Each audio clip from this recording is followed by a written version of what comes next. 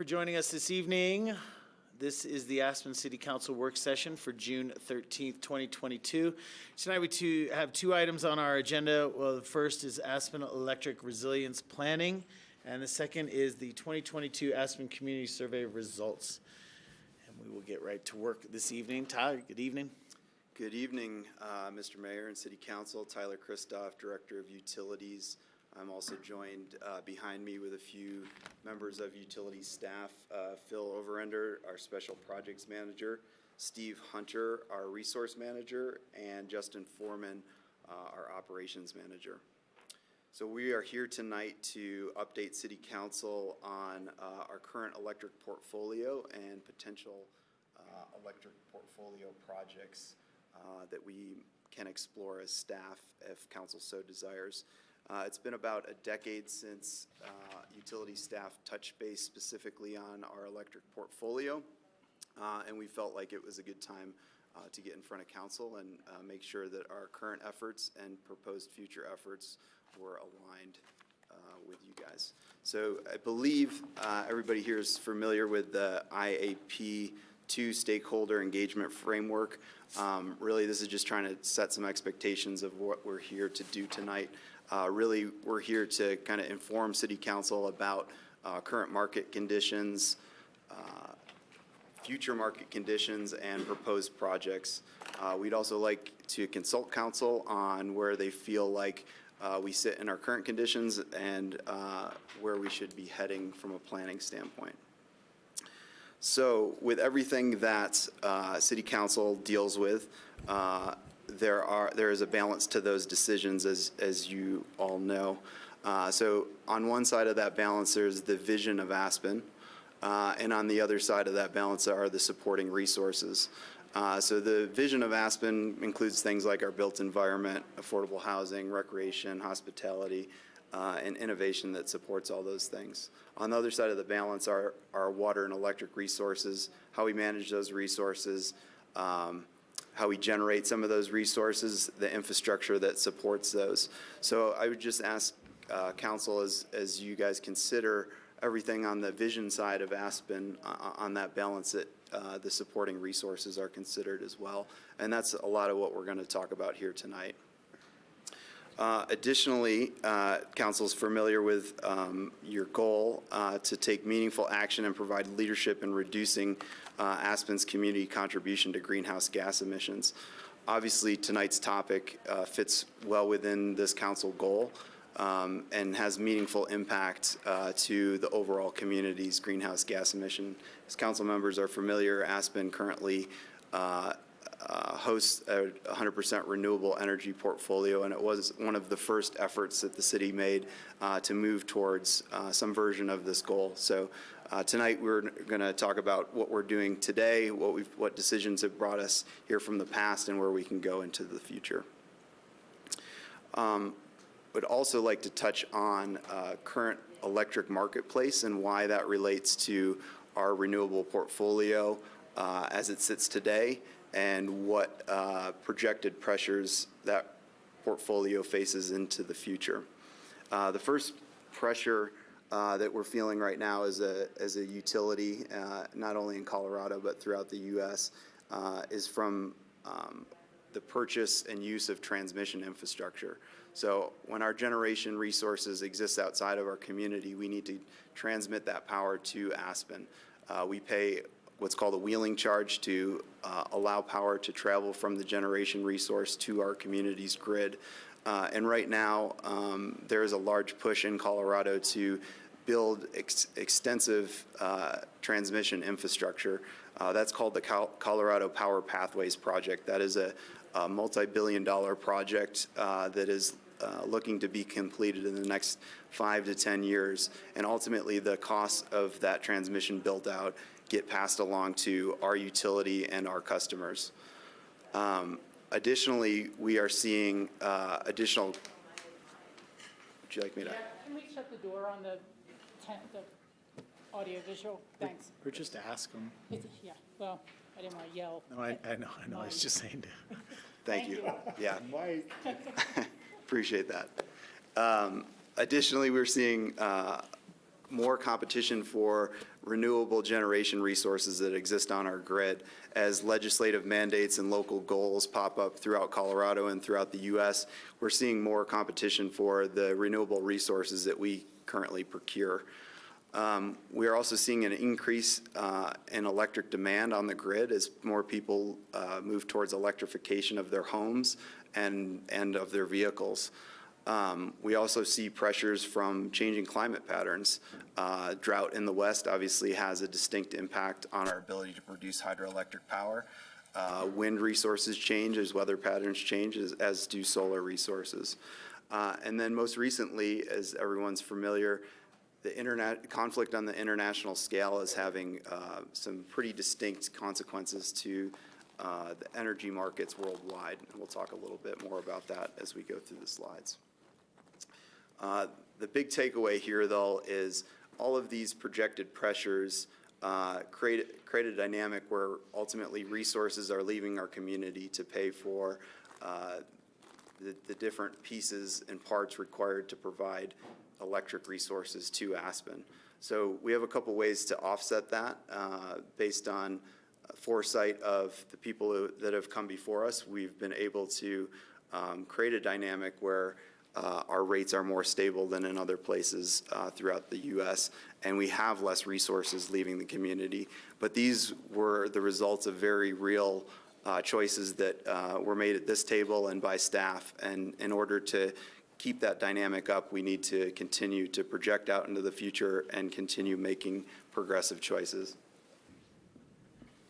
So speaking to those rate pressures and what that looks like nationally, you can see this graph. This is year-over-year change in household energy prices for the month of April. So here's a smattering of communities throughout the U.S., East Coast, West Coast, even Hawaii's in there. We have Texas in there as well.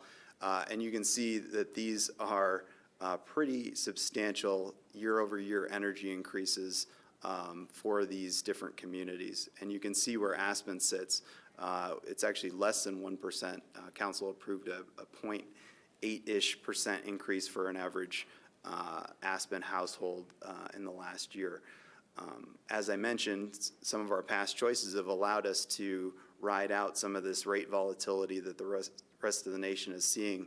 However, that won't last forever, and I think it's important to see that what we enjoy here is really comes from some smart decision-making of our predecessors. Is that measured in April because that's a in-between month of winter and spring? It honestly, Tori, it happened to be something that I caught in Bloomberg Business Week, and that happened to be the data that they had, and so I applied our data on top of it. I thought it gave a pretty compelling shot. Looking on the global market, this is what's called the natural gas forward curve. And so this shows natural gas pricing from 2004 to present day. What you'll notice here in the last year and a half or so, we've seen an explosion in natural gas pricing, something that we haven't seen since 2008. And these, projecting this forward, these price increases only continue and are projected to continue through the start of 2023. Obviously, it's anybody's guess what energy looks like in the longer term. The reason I show council this graph is despite being a renewable energy utility, ultimately we're connected to the broader grid and the broader energy market as we buy energy from these sources. And typically, there is a concept of the rule of 10. So whatever the natural gas pricing per BTU, which shown at present time is a little over $9, multiplied by 10 gives you your cost per megawatt hour. So we went from some pricing around $4 a BTU last year at this time up to over $9 now. So $40 a megawatt to over $90 a megawatt.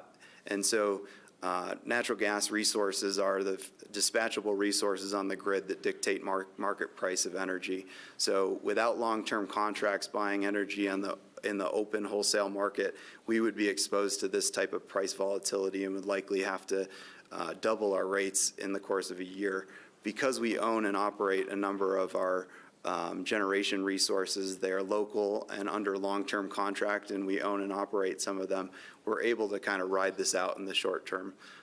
But without active management of these resources, we would be exposed to this type of market pricing, and the previous slide kind of shows you the result of that. So looking at Aspen's current resource mix, and this varies year to year as we have a renewable energy portfolio, and it's based on what natural resources we're able to capitalize on in a given year. So looking at 2021, last year, which was a drought year, this is how our renewables shake out. So you can see the pieces of the pie that are kind of pushed out. Those are all locally produced or locally contracted energy sources that Aspen has enjoyed. The larger blue piece of the pie is what we purchase from our wholesale energy provider, MEAN, the Municipal Energy Agency of Nebraska. And those are typically wind resources with a little bit of landfill gas methane capture resource. So again, 100% renewable grid, variability year to year based on availability of resources, but ultimately a good chunk of our portfolio is controlled and operated locally. Yes, Ward? What's WAPA? WAPA is the Western Area Power Authority, so it's a lot of the large federally owned and operated dam and hydroelectric projects in the West. So it's separated out from Ridgeway. It's primarily hydroelectric? Correct. Yep, Does some of that power come from Glen Canyon? it does. Interesting. Yep. And so you can see that 7%, that's it's about what we normally see, but we're going to start seeing that drop off, and we're going to be seeing our other resources make up that gap if drought continues. How much longer are our contracts with MEAN good for? And how much longer are our contracts with MEAN good for? And do we have like rolling tiered contracts with them? How does that work? Yeah, so we have a few different contracts. Question. We are what's called a Schedule M customer with MEAN, and then we buy specifically just their renewable portfolio, so their wind portfolio. Typically, those wind contracts are about 10 years in duration. We have also the natural gas, or I'm sorry, the landfill gas methane capture. Those renew annually. So there's different durations based on resource type. Okay, but they do go over, and then, you know, we have to play at the current rates when we're buying from others. Correct. And MEAN, as a wholesale energy provider, reevaluates their rates similar to Aspen. So it's a collective of around 50 municipal utilities throughout Iowa, Nebraska, Colorado, and Wyoming.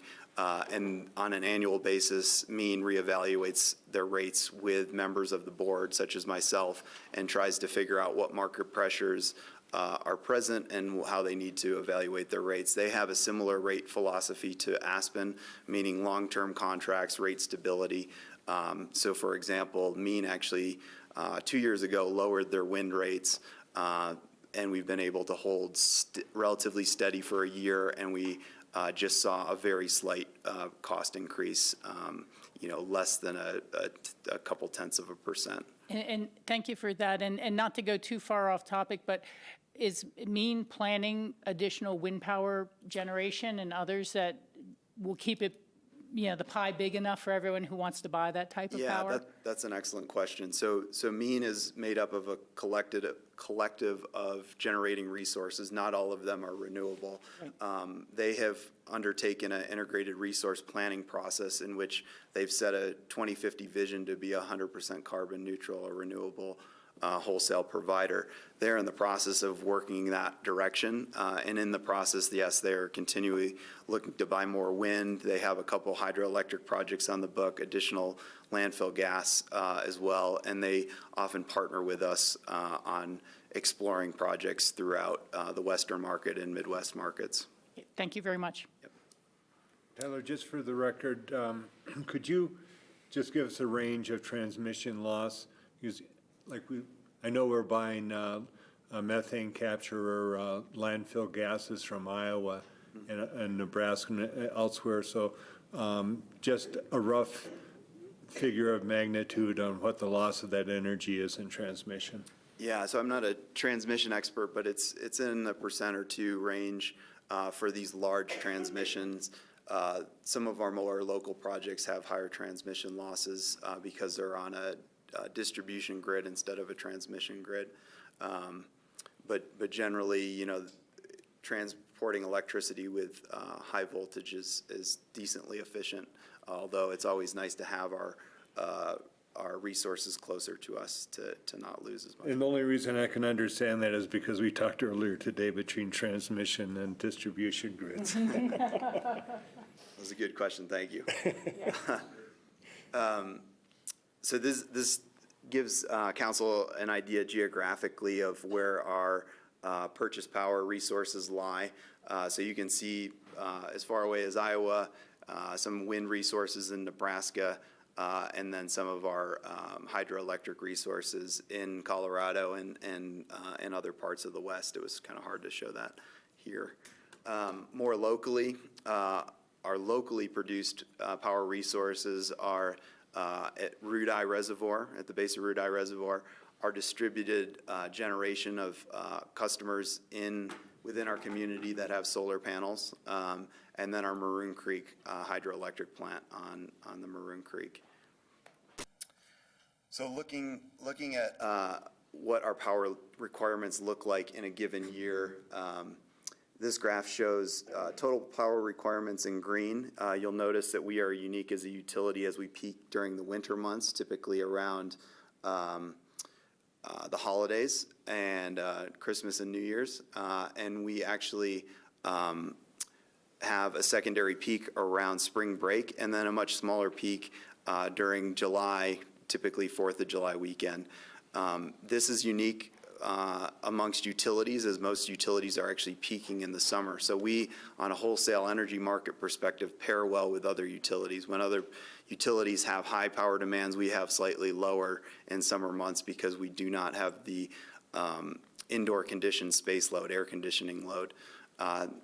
Additionally, what I'm trying to show council with this graph is the red bars indicate our purchase power, basically resources leaving the community, and the blue bars represent our locally produced or contracted power. So you can see the mix varies month to month based on the resources we have and can generate with, but it kind of gives you a perspective of what we look like in any given year.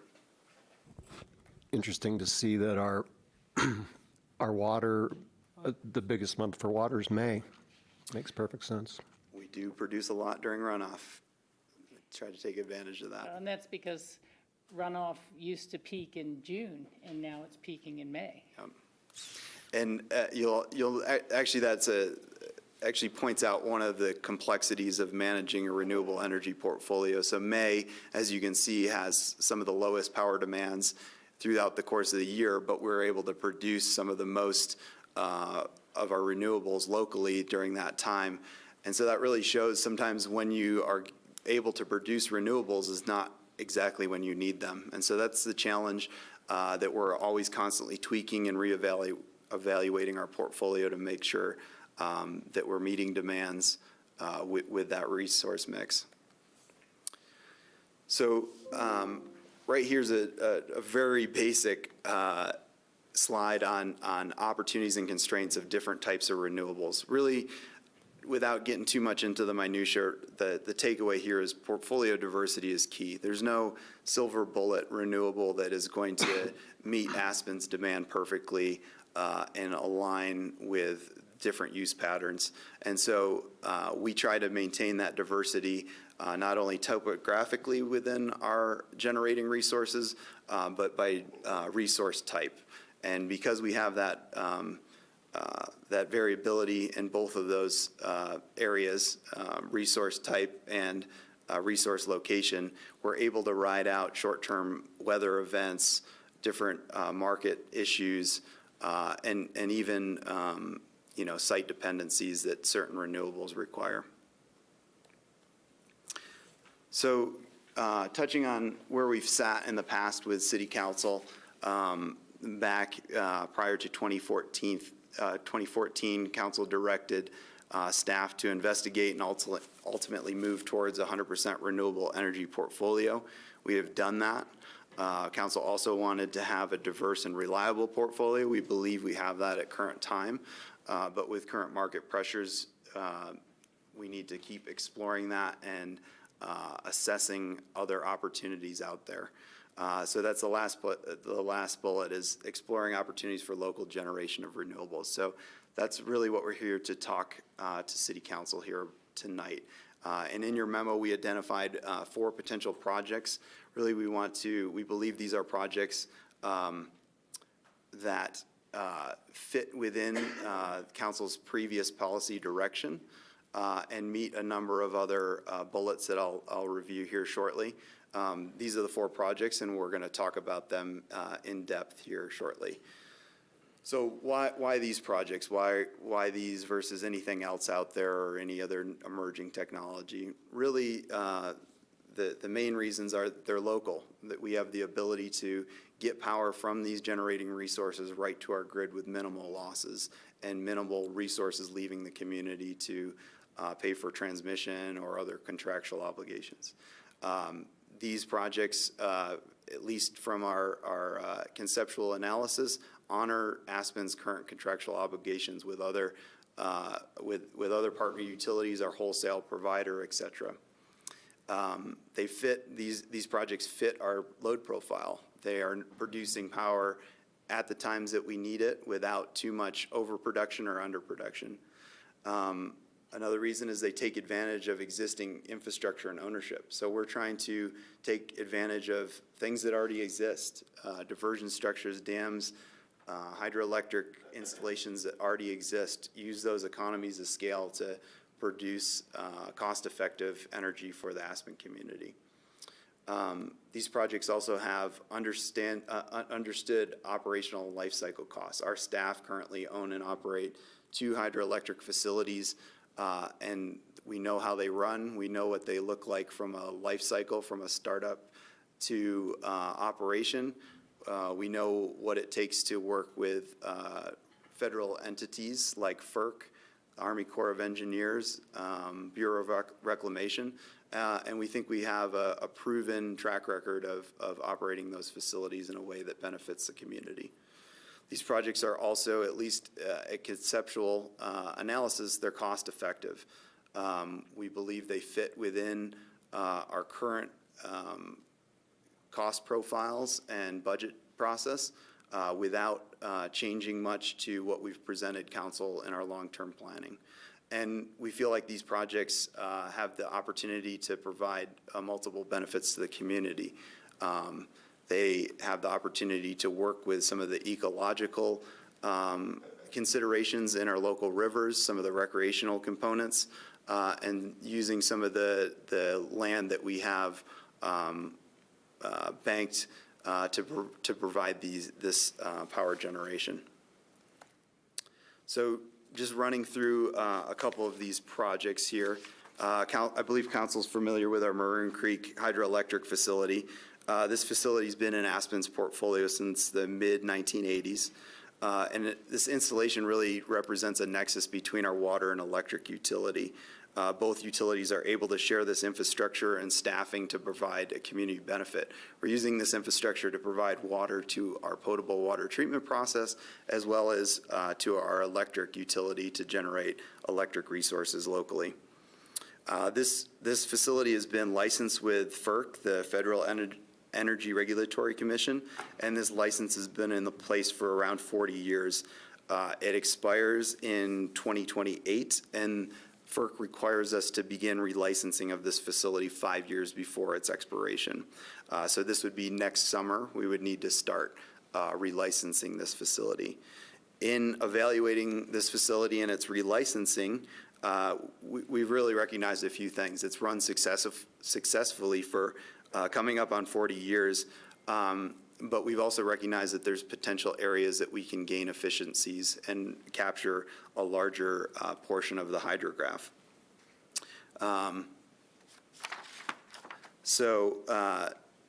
In our relicensing process, we were proposing to take a look at the concept of installing a second turbine to capture the bottom of the hydrograph and really better utilize our existing senior water rights. This would allow us to capture the in-stream flow of 14 CFS, and this would be kind of what's called a run-of-the-river type hydroelectric facility.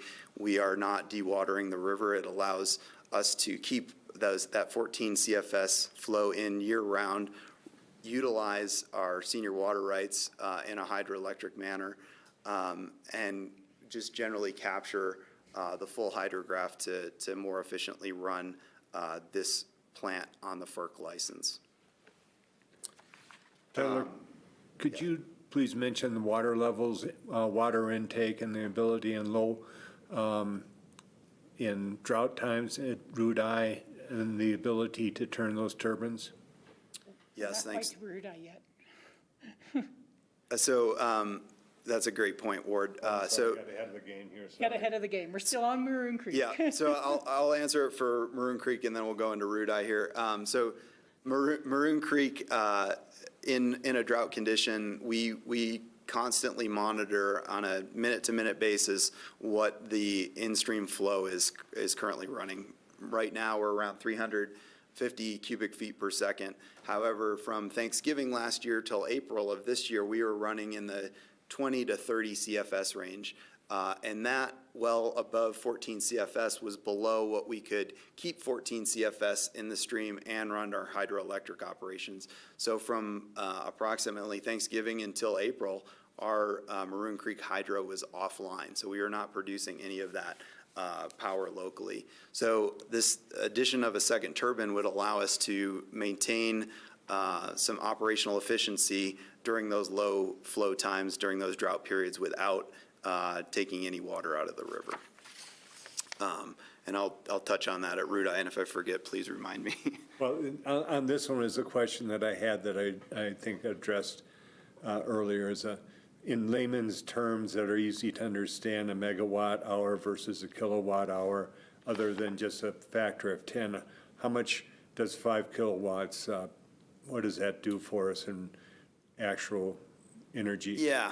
So depending on who you research and what homes you're talking about, there's a range. But generally, 1 megawatt, most people would say it powers between 400 and 900 single-family homes. And so you can scale up from there or down from there. Something like this micro hydro, the second turbine, we could power 10 to 20 homes on that power alone.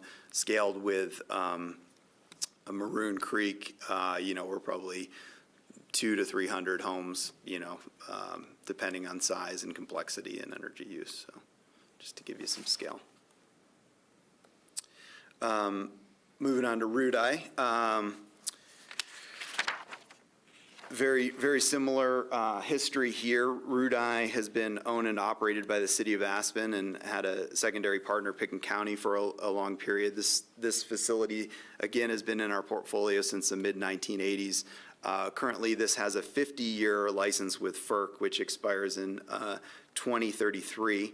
And this installation is attached to a Bureau of Reclamation dam project. So the dam was created in the 50s and 60s, and then the hydro component was added during the mid-80s. In recent years, with more prevalent drought conditions and more contract water users calling for the water, we've been less effective at producing power. Ultimately, we are at the mercy of whatever the Bureau of Reclamation decides to release out of the dam. We take advantage of those releases to spin our turbine and generate power, but we don't have control of those releases. So based on this changing hydrograph, we believe that there's an opportunity to reevaluate this project and look at not only who regulates the project from a federal standpoint, but how we might be able to take advantage of that changing hydrograph as drought conditions become more prevalent. In an effort to address those questions, we've reached out to the Federal Energy Regulatory Commission and the U.S. Bureau of Reclamation to ask about their jurisdictional their jurisdiction over our facility. And in that process, we discovered what's called a lease of power privilege. The lease of power privilege is a lease under the Bureau of Reclamation that allows entities with power generating units on federal dams to be regulated by a single federal entity instead of multiple. So we are currently assessing the possibility of having a lease of power privilege with the Bureau of Reclamation. We feel like this simplifies our regulatory process. It allows us to talk to the operators of the dam instead of two federal entities. And with that process, if we went through it and relicensed, we would likely evaluate the feasibility of a second turbine to capture that low end of the hydrograph and generate power during late fall and winter months when those releases are small and at the very end of our operational abilities on our current turbine. One of the other projects that we wanted to show council tonight is our Ridgeway Hydroelectric. So the city of Aspen partnered with Tri-County Water, which is an entity down by Ridgeway, back in 2013, 2014 to build a hydroelectric plant attached to one of their reservoirs. Aspen currently purchases 8 months of power a year from this generating facility. And through the original procurement of that energy and contract negotiations, we secured the first right of refusal to purchase the remaining 4 months if the current contractee ever wanted to give up their rights to that power. So the current purchaser is Tri-State Energy, a large cooperative down in that area of the state. And they are unsure and likely going to give up their rights to those remaining 4 months. We have historically had an excellent working relationship with Tri-County Water, and they have been able to adapt some of even their operational practices to meet Aspen's needs when we have requested it. So with council's guidance, we would pursue this remaining 4-month purchase with the understanding that this 4-month purchase would exceed Aspen's needs during this time period, and we would likely work with other communities or wholesale energy providers to get the power to the right places. But we feel like this energy is cost effective. It's again taking advantage of an existing facility, an existing contract, and it's a renewable, relatively local power source that we feel like we can add to our portfolio. Yeah, just Yeah, I'm sorry. a couple questions on this one. And if you want to or need to tell us this at a future time, Sure. that's fine with me too. I think I'd really be interested in some data about how well does this reservoir fill and how often does it empty all the way down to the dead pool. You know, we're just seeing such drought conditions change reality, and I'm just not familiar with it. I always thought that area when I went by it was a park, and I know the state was trying to start using its water rights more outside of the lakes in stream flow and to help agriculture. And so I just want to make sure that if we were investing, it really would be something. Yep. And so then the other thing would be to understand the terms of the contract so that if it was unable to produce for 6 months out of a year, do we still have a cost associated with that, or how does it work when there's no power to generate? Yeah, and those are great questions, Rachel. I think the fill and hydrograph question, I would probably come back to you with after we collected more information. Contractually, our current contract and how we would set up current or future contracts would be based on purchase power, megawatts or kilowatt hours purchased. So we would, if they weren't producing, we would not be penalized for that. We would just need to go somewhere else, which may have inherent penalties just looking around the marketplace. But yes, that would be an absolute consideration. We would want to have, with any of these resources, we want to make sure we have reliable power as, As climate reliable changes. as we can get. Exactly. Mother Nature. Exactly. And then one other thing, just to kind of maybe clarify for me, when we talk about transmission loss or other loss, in general, the electrons are just dumped into the system where they're produced. It's not as if, oh, this is Aspen's load and it's shepherded all the way up the wires to us. We might be getting our actual electrons from a different source, but we're putting it all into the same soup, so to speak. Correct. That's right.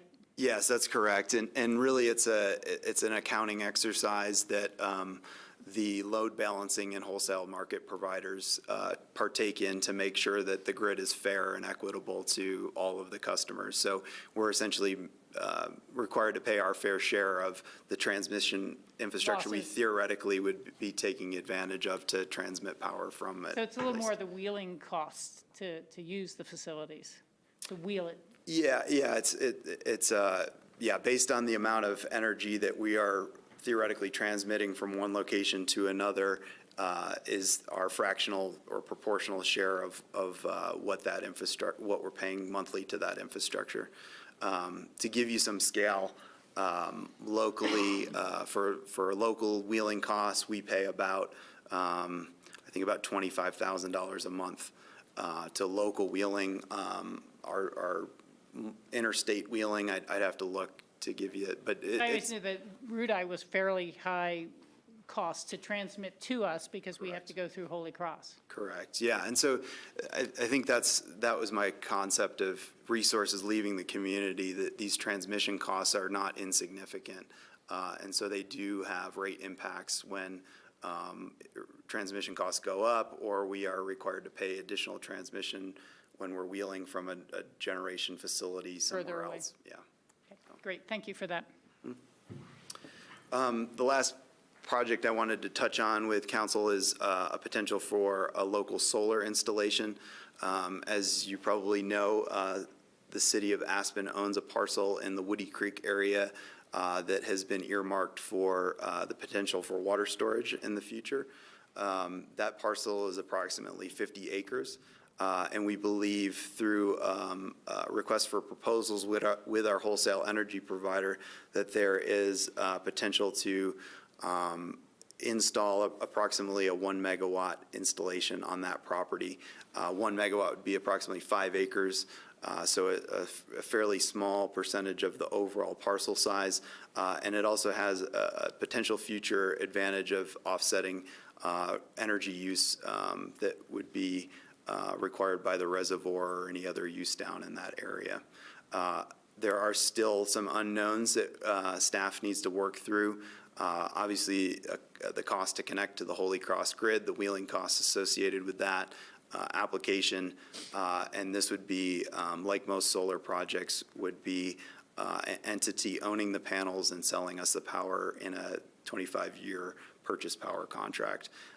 And just to be clear with City Council, this is a utility scale solar project. So the inherent efficiencies and the cost of energy are significantly different than what you would find on a panel or two of photovoltaics on somebody's home or business. There's some real economies of scale here, and we think while solar has its pros and cons, we think this could be an advantage to our portfolio as we have a relatively small solar makeup in our current mix.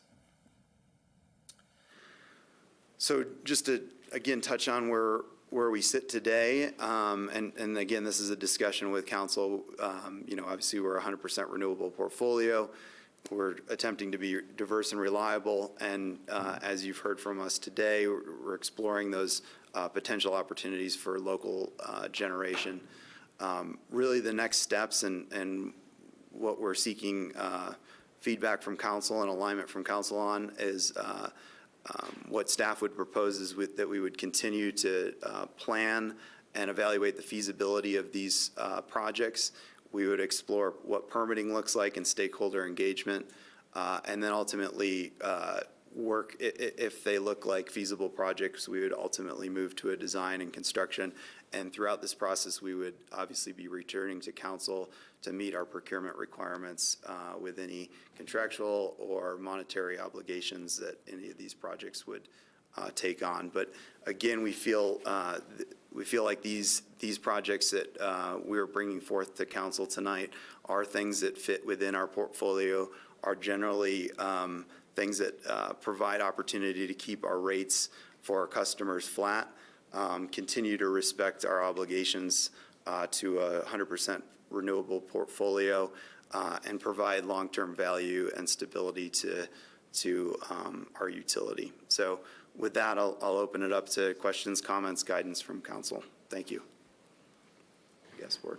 Yeah, we talked about this earlier today, and you assuaged some of my concerns about we hear about Lake Powell, dead pool, and the question that I asked you during Maroon Creek, which it should have been during Rudai, is the water intake to turn those turbines, and how affected by drought that would be in water levels in the Rudai Reservoir. Sure.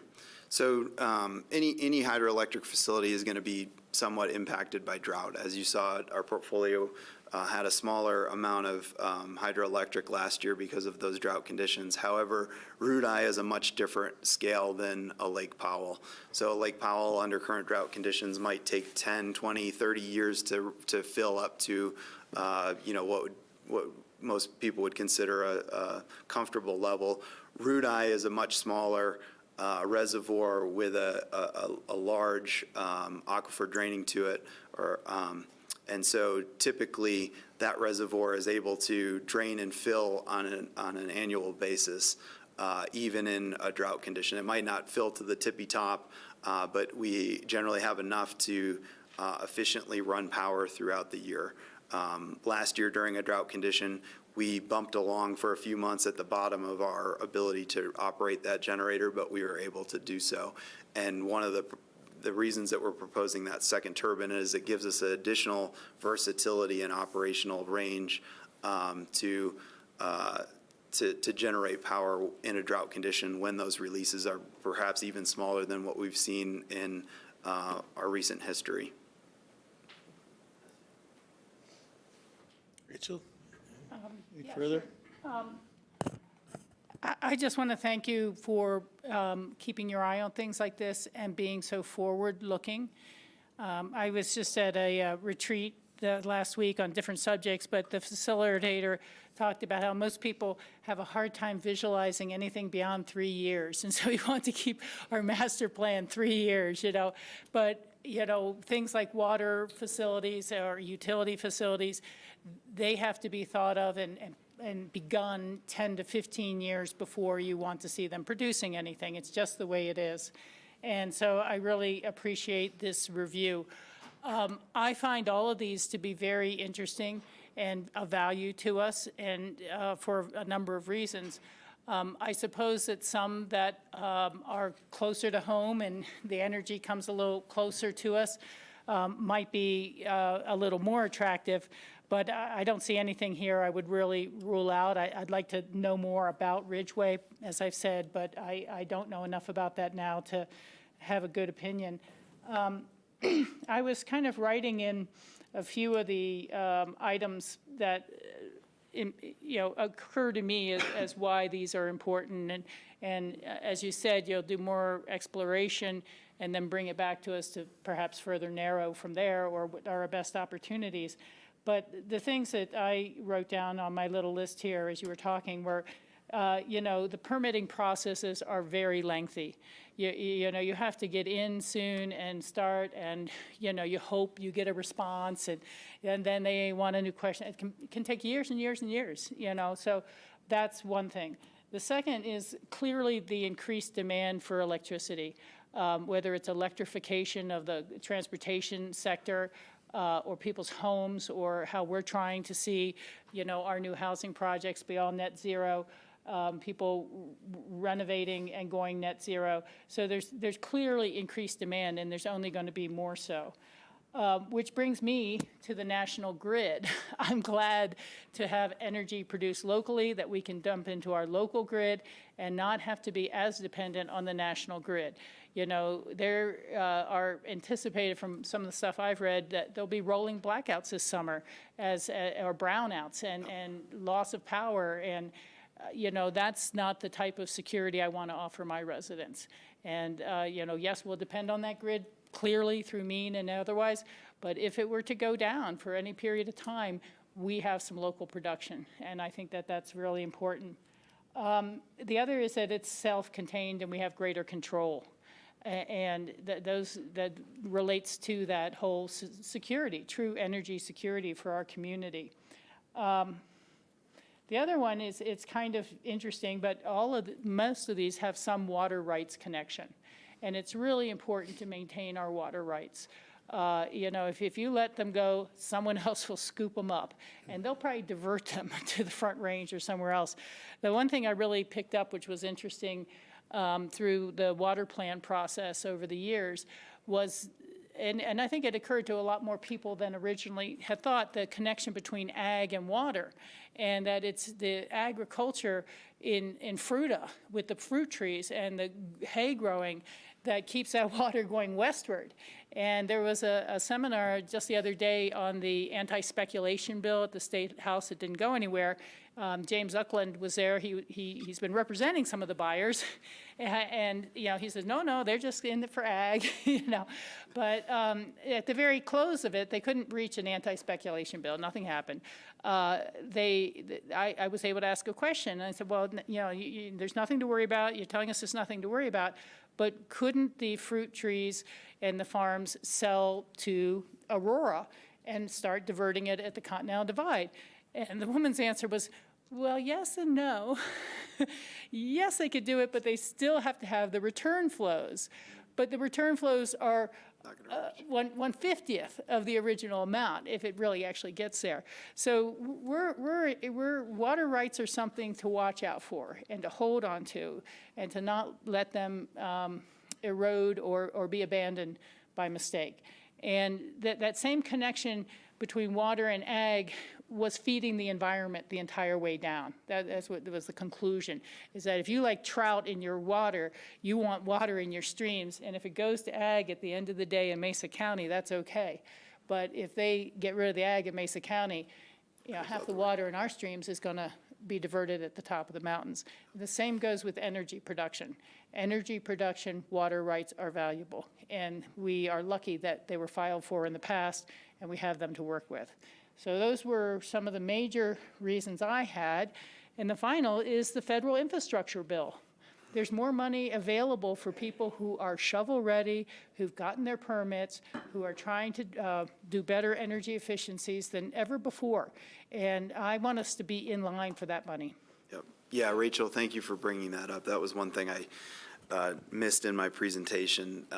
That is another aspect of the timing of this presentation and checking in with council is there is an extremely large amount of federal infrastructure money available specifically for renewables, as some of our elected officials are recognizing that there's a big gap in the desires for a renewable grid and the actual production to support that.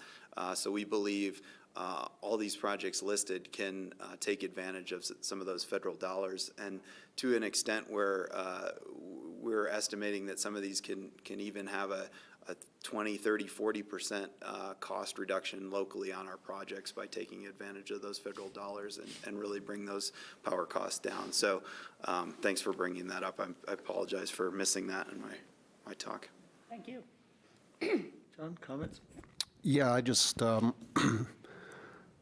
was reading, as I do over the weekend, and as we all are probably aware, there's a massive heat wave across the Southwest right now. It's pretty serious news coming out of Phoenix that the nighttime temperatures are only getting down to 80 degrees at night. It does not give your body time to rest and recalibrate, and anyway, and this is simultaneously going on as the water in our reservoirs is dropping. And as Rachel pointed out, as we electrify our homes and start buying more electric cars, there's also going to be more people installing air conditioners. So at any rate, I don't think any of this should be left off the table. I want to thank you guys for keeping us at the forefront of looking into the future and figuring this out. I also want to comment on one of your first slides where you compared our rates to others across the country. That was really informative to me, and that does show that we are, I'm going to say, ahead of the game, but we need to stay ahead of the game. So again, I don't think anything should be left off the table, and thanks for your hard work. Thank you. Any further comments, Ward? Yeah, I have a few, thank you. One of them is going back to the 2014 directive from City Council about city owning and operating power production versus PPAs, power purchase agreements. And I think the industry standard is that a power purchase agreement is a more standard MO or way of doing business. So I don't agree with that 2014 directive. We talked about some of this institutional knowledge and transmission of institutional knowledge of people in the city of Aspen that know to operate, and I certainly with Rudai and Maroon, it's not, it's a continuation of what's already there. So that was a concern of mine. Also, for years now, the city utilities have been installing the AMI and how that allows us to better meter and track our energy usages and our water usages, and that in the future it's possible that we can have people billed for energy when there's the lowest usage, and they'd have a lower charge for that. And I think that you said earlier that we're over 90% deployed on the electric AMI side of that. So that's something that we should be proud of, and thank you for that. Also in the, I think, again, we discussed this, but I'm going to bring it up for public, is that we are looking at, we should start looking at storage as an emphasis. I know that you're monitoring and the costs of it, but we're at a position nationally where there are times when we overproduce with renewables, and here we go, the duck curve. So when you're overproducing, you're producing more energy than you can use, you're wasting it. And that energy could be used to charge batteries, whether it's batteries or, I forget what you call it. Pump water storage. Yeah, the water, where you pump water up in the excess generation and then let it come down. And I was surprised it was only something like a 10% decrease, loss on that. About 20-ish%. 20-ish. Yeah, But similar that- to chemical batteries, yeah. Yeah, somehow, so that extra energy can be used, and when the lights go out or when the sun goes down and the wind doesn't blow, that we can supplement that. And with our AMI infrastructure, EVs could be used to charge our grid as well. So the integration of the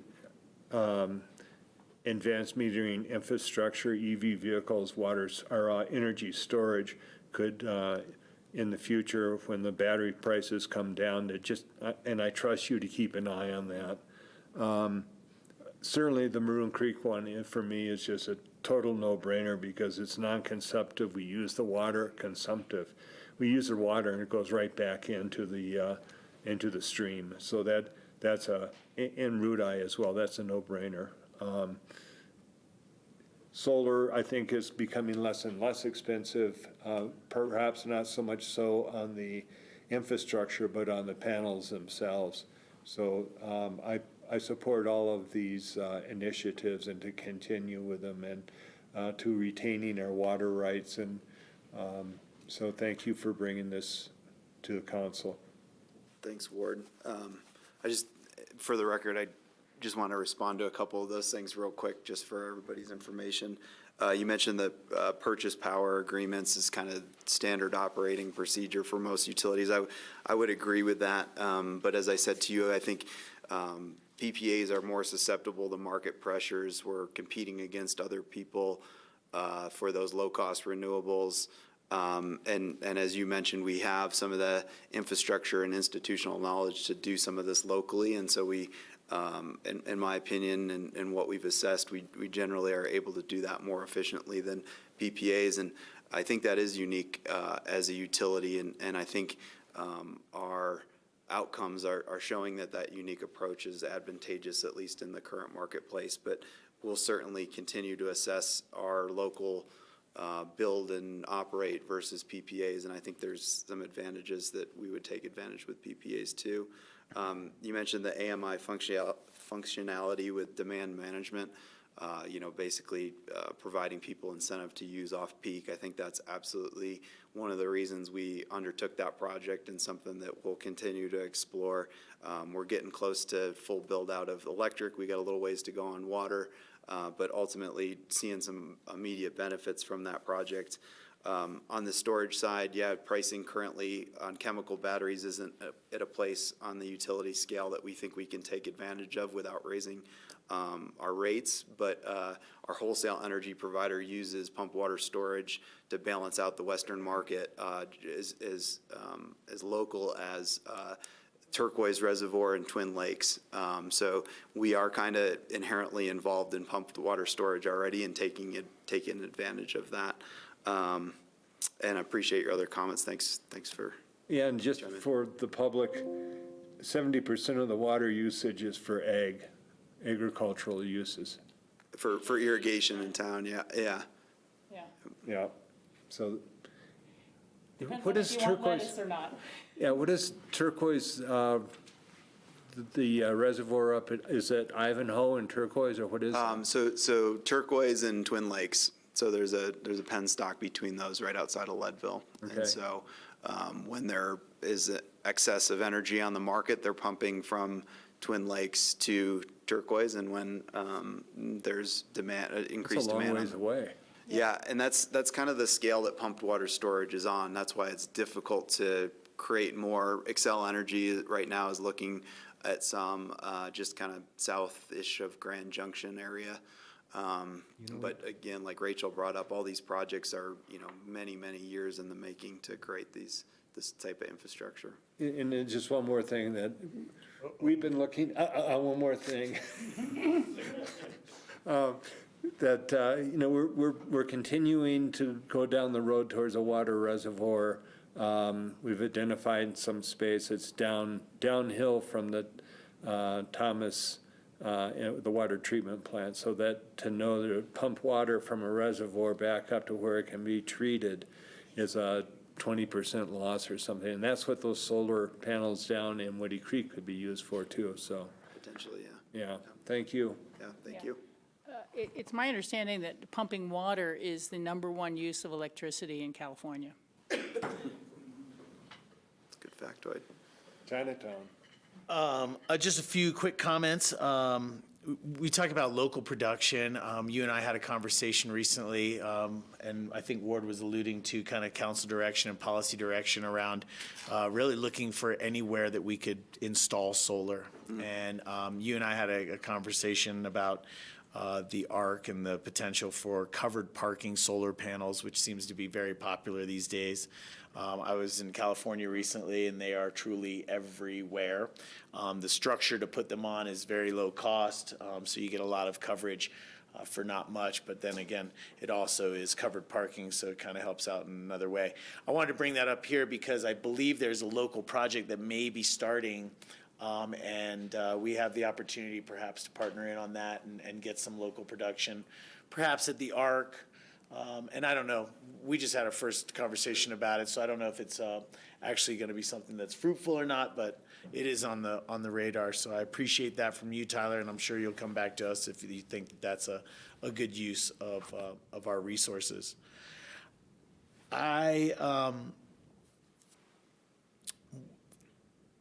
Question about evaporation. Do we know, have we quantified water loss here in Aspen, water that is in our reservoirs? Do we know what kind of water loss we have with our holding? I couldn't tell you off the top of my head, but it's a pretty easy calculation. What I would tell you is our reservoir is so small and turns over so fast that it's probably pretty negligible, but I could produce that number. It's really just a tangent. You talked about, I believe in a lot of places where they have aqueducts, where they lose water from evaporation, places like Arizona, they are looking at solar paneling over those aqueducts in order to utilize the space for multiple reasons. It only made me think of the facility that we're looking at in the future. I don't know if they make floating solar, but if they did, that'd be interesting. And that's a larger scale, so that's something we could look into for sure. And then the only other thing I wanted to say is I totally agree with the environmental aspects of this. I completely agree with the resiliency that we're looking for, or resilience. And I just wanted to make sure that the public is aware that we also have our eye on the rates that we do charge our folks. The graph that you showed earlier, the communities that you listed there aren't necessarily the same size and as Aspen. So Yeah. They're quite a bit bigger. they're quite a bit bigger. And so I just wanted, as we always do, we have a keen eye on rates. Council, previous to my service here this go around, put us on an increase of a little bit each year. This council has supported that as we've moved forward. And we're almost at the end of that 5-year rate increase structure. I just want to make sure that everybody knows that we still have our eye on rates locally. We know that that impacts local residents, and that's something of concern, of course, to me. Appreciate that, Tori. Yeah, from a staff standpoint, rates, we're hypersensitive to rates, as that's one of the ways we interact with our customers, better or worse.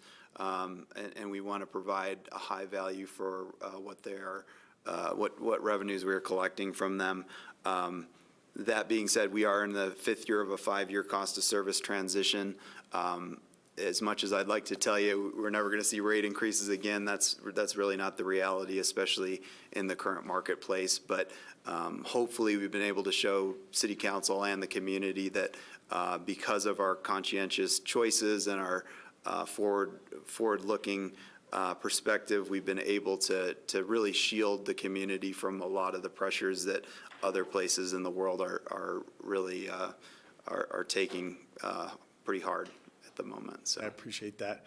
You had some great comments up here. I agree with Rachel, a little bit more information on Ridgeway, just because we're unfamiliar perhaps with their operating circumstance. So I'd like that information to come back to us whenever you think it's necessary. And then Ward also made some great comments about whether it's tiered rates or off-peak hours and storage. That is something that I also do support. And really that's gotten heightened over the last just 3 years. We have a lot of new residents and new users, and I don't know that they all have the same ethic about conservation that we do. So if there's any way that in that protection for local residents that we are identifying those users that are probably off of kind of the ethic that we have, that we are making sure to utilize our rate structure to support conservation as much as we can. absolutely, that's a constant outreach effort, and City Council will see in 2023 we have a project to look at our rates, but specifically things like does our tiered rate structure support beneficial electrification? Can we go to more demand management rate structure, those types of things? So council will see that and the associated contract when we get to that point next year. So it's on our books. Further comment? The only thing I'd add is I support Ward's comment related to storage. If there's a way that we can integrate that into our other production to be able to store some of the excess sometimes and have a backup of our own. Thank you. Did you have further comment? I just wanted to piggyback on something Rachel said about pumping water. Yeah. And thinking back again to one of Tyler's previous slides about when our highest energy use is in December. Yeah. That's not only when most of our guests are here, but really that's only over the holidays. Obviously, we're heating our homes more during that period of time and all our buildings, but it's also the time when most of the water is being pumped uphill around here too. Snowmaking. Yeah, I was reading you.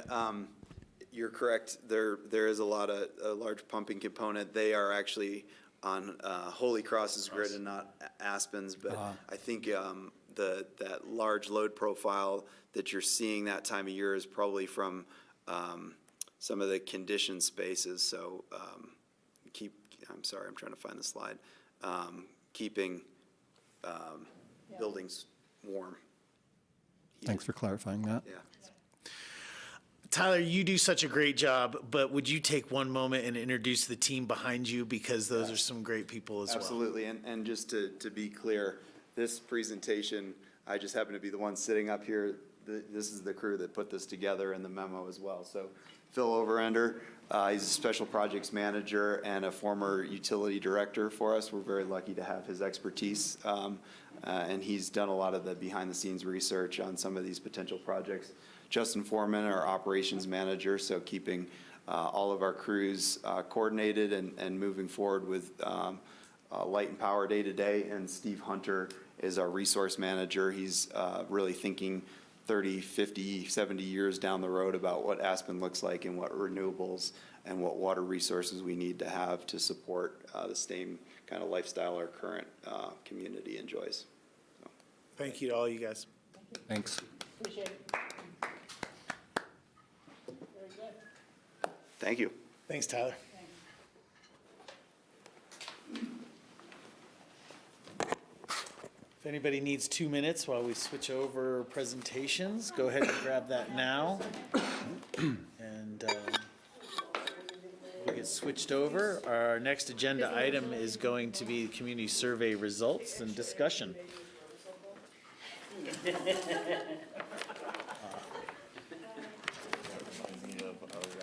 It's a smart building, but it hasn't caught on. No, let's just keep going. I'm like, I'm up, man. I'm out of here. Yeah, that was a brutal day. I came back up here for a core meeting for an hour and Sister Cities for an hour and a half after the retreat. Sister Cities was last week? Last week, yeah, I guess it's, I guess, God, this week has flown by. Be the person to. Yeah, I had work that night myself. I had to go to the tennis courts. That was 1 hour of RAFTA meeting and 5 hours. Yes, it was 6 total. It was 8:30 to 2:30, 6 total. 1 hour of RAFTA, 5 hours of retreat. Yeah, and then an hour drive down and back. An hour drive down and back. Yeah, and then right into, I had about 45 minutes off before core. That's exciting. I was brain dead by the Don't we time. have a core meeting this Thursday too? Yeah, this was selection committee, and this is a governance committee meeting. Looks like your mic is already Well, on. And we have an all-day thing with the 2 finalists. Cool. That's on the 20th, I think. Turn it on and off here. Do you want to control the slide advancement?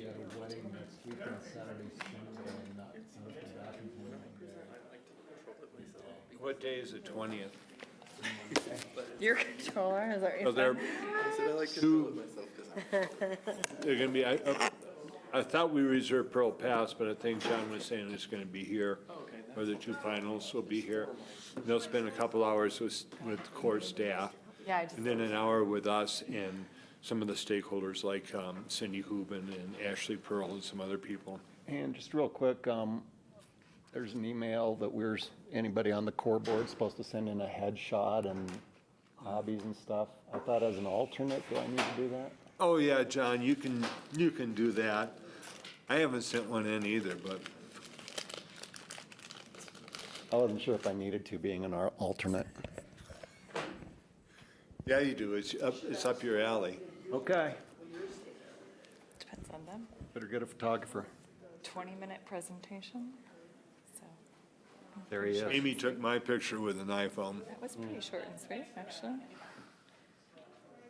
I'm Tori's alternate Person. on You're in RAFTA, but person. It's awesome.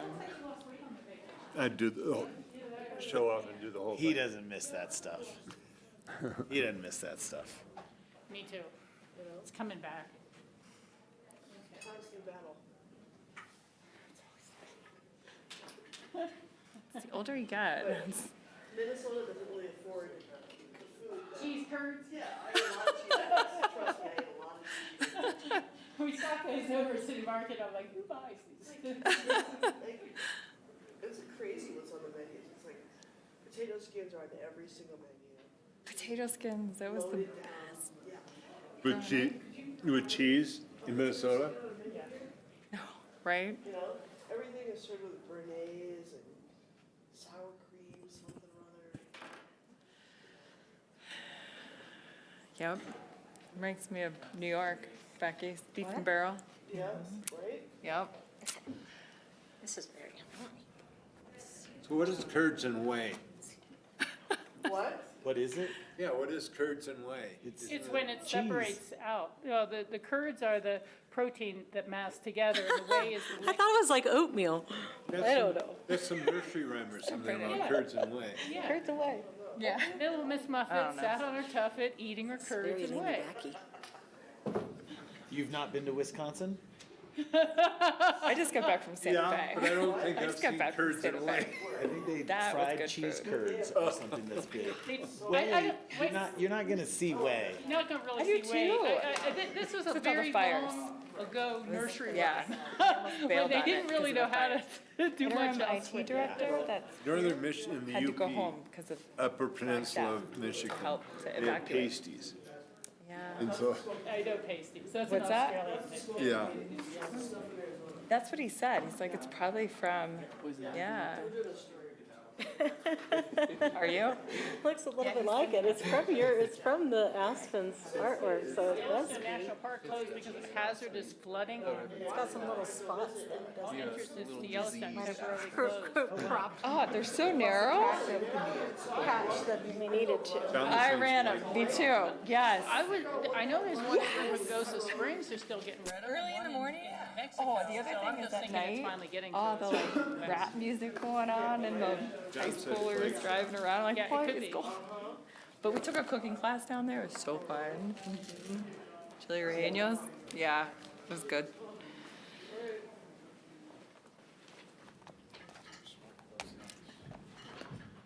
All right. Amy, it looks like we're still on air. Great, thank you. All right, item number 2 this evening, 2022 Aspen Community Survey results. Thank Alyssa, you want to you. introduce this? Thank you, Mayor Tory. Thank you. Yes, Alyssa Farrell for the Record Administrative Services Director. I wanted to briefly introduce our Strategy Innovation Office as part of our administrative services. It's staff members of 4 staff, and their mission statement is really focused on collaborative internal consulting services, continuous process improvement, and strategic alignment, and technology and efficiencies. A tangible project that we're all intimately familiar with, that's near and dear to all of us, would be our grants programs and the expansion of grants, along with our community survey. And with that, I'll turn it over to Patrick Quick, our Strategy Innovation Officer and Director. Hi, Mayor and Council. Good to meet you. I know I've met some of you already in the halls, but good to be here tonight with you. So before we jump right into the data of the survey results, I thought it would be good to get a good understanding of the overall process and what that entailed after selecting our consultant here. And really it starts with designing the survey and the questions. And then it moves, and we're actively, as the city staff is actively involved in the survey design process. From there, we are hands-off, and the consultant takes over and her team to administer the survey. And it was in the field for close to a month, I think, this time. And then the data analysis portion, obviously, is independent and run by the consultant as well, intentionally, so that it is unbiased and objective. And then presenting of the findings, which is what we're here to do tonight. And finally, to take action on the survey results and recommendations. And that's where the baton gets passed back over to my team and the Strategy and Innovation Office. And we'll talk more about that at the end of the presentation. But the very first thing I think that whenever we started working with the consultant, the very first thing that we were asked by Debbie and her team was what our goals of the survey really were. And that really, the reason she asked that is to inform the design of the survey itself. And I think that the overarching goal was to take the temperature of, after a couple of years off and out of the field. So we hadn't had a community survey since 2019.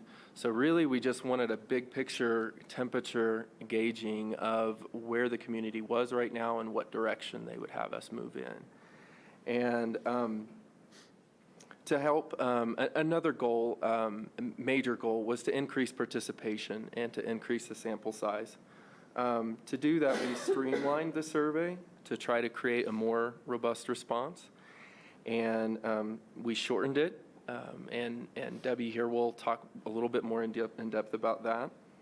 And then we wanted to bring in a broader and a more representative sampling of the community. We looked historically at other surveys in the past, especially in 2019, since that was the last time we were in the field. And we wanted to see what groups we could target in our outreach to pull them in to engage with this 2022 survey. And what we found was that young households, especially 18 to 34-year-old individuals, as well as Spanish speakers, were sort of on the low end of participation engagement in 2019. So we wanted to focus in on those groups in our outreach efforts, and we did in conjunction with the communication office. And in all of our goals, to streamline the survey, to create a more broad and representative sample of the community, and finally to target those two groups, we did those things, and I'm happy to say that we accomplished those, and I think that we should celebrate those things. Really strong participation and engagement from the community, and I also want to take a second to thank the community and anyone that took that 10 to 12 minutes to take the survey.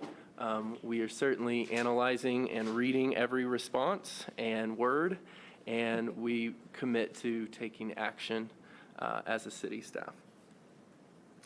Another thing that I think that we should be mindful of is that this is a little bit of a different type of survey than we have done in the past. I mentioned we work closely with a consultant on survey design to accomplish the goals that I just mentioned. And so the survey did look a little bit different in its format and its design. And in 2019, it focused a bit more, it was much more in depth, first of all. It was longer, and it really looked at department service levels. It really got into that kind of that level of depth. And this year's survey was really more at the policy level and focusing in on strategic focus areas of the city.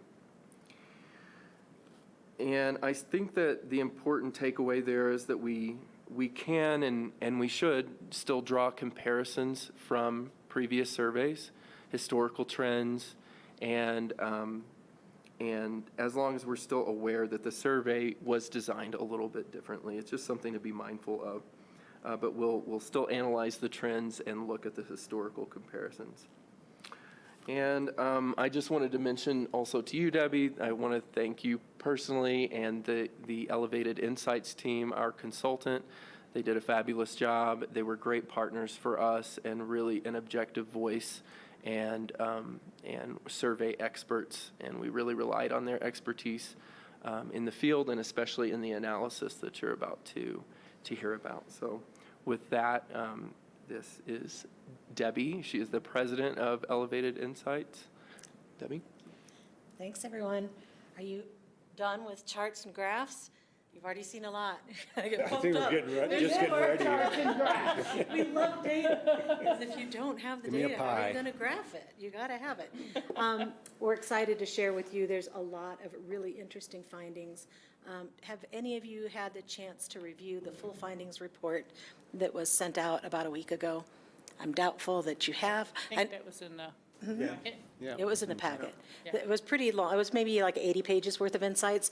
What we were going to cover today is a very abbreviated, maybe 10 key slides. So if in your analysis or just the review of the full deck, if you've got other questions that came up that you want to dig into, feel free to just holler them out or raise your hand. I want this to feel interactive and not like we're just dumping a bunch of information on you. The other was, I didn't know if anybody is newer to the council that doesn't have the history of how the survey was fielded prior to 2019. So you guys started fielding resident or community surveys back in 2006. I think some of you have had experience with that whole length of time. I think the pretty substantive change that happened that Patrick was talking about really happened in between 2018 and 2019. So from 2006 to 2018, you guys were with one vendor that kind of did a pretty standardized approach to citizen surveys, almost the same exact wording and phrasing that they apply across many different cities. You pick and choose, these are the questions I want, these are the ones we don't want, and you get the results that way, and it's a little bit less custom. So back around, Karen was still here, back around 2018, you guys were getting your strategic focus areas and much more of your strategic direction and wanted a more customized approach with your resident satisfaction to see not only how are we doing, but how are we doing in these specific areas?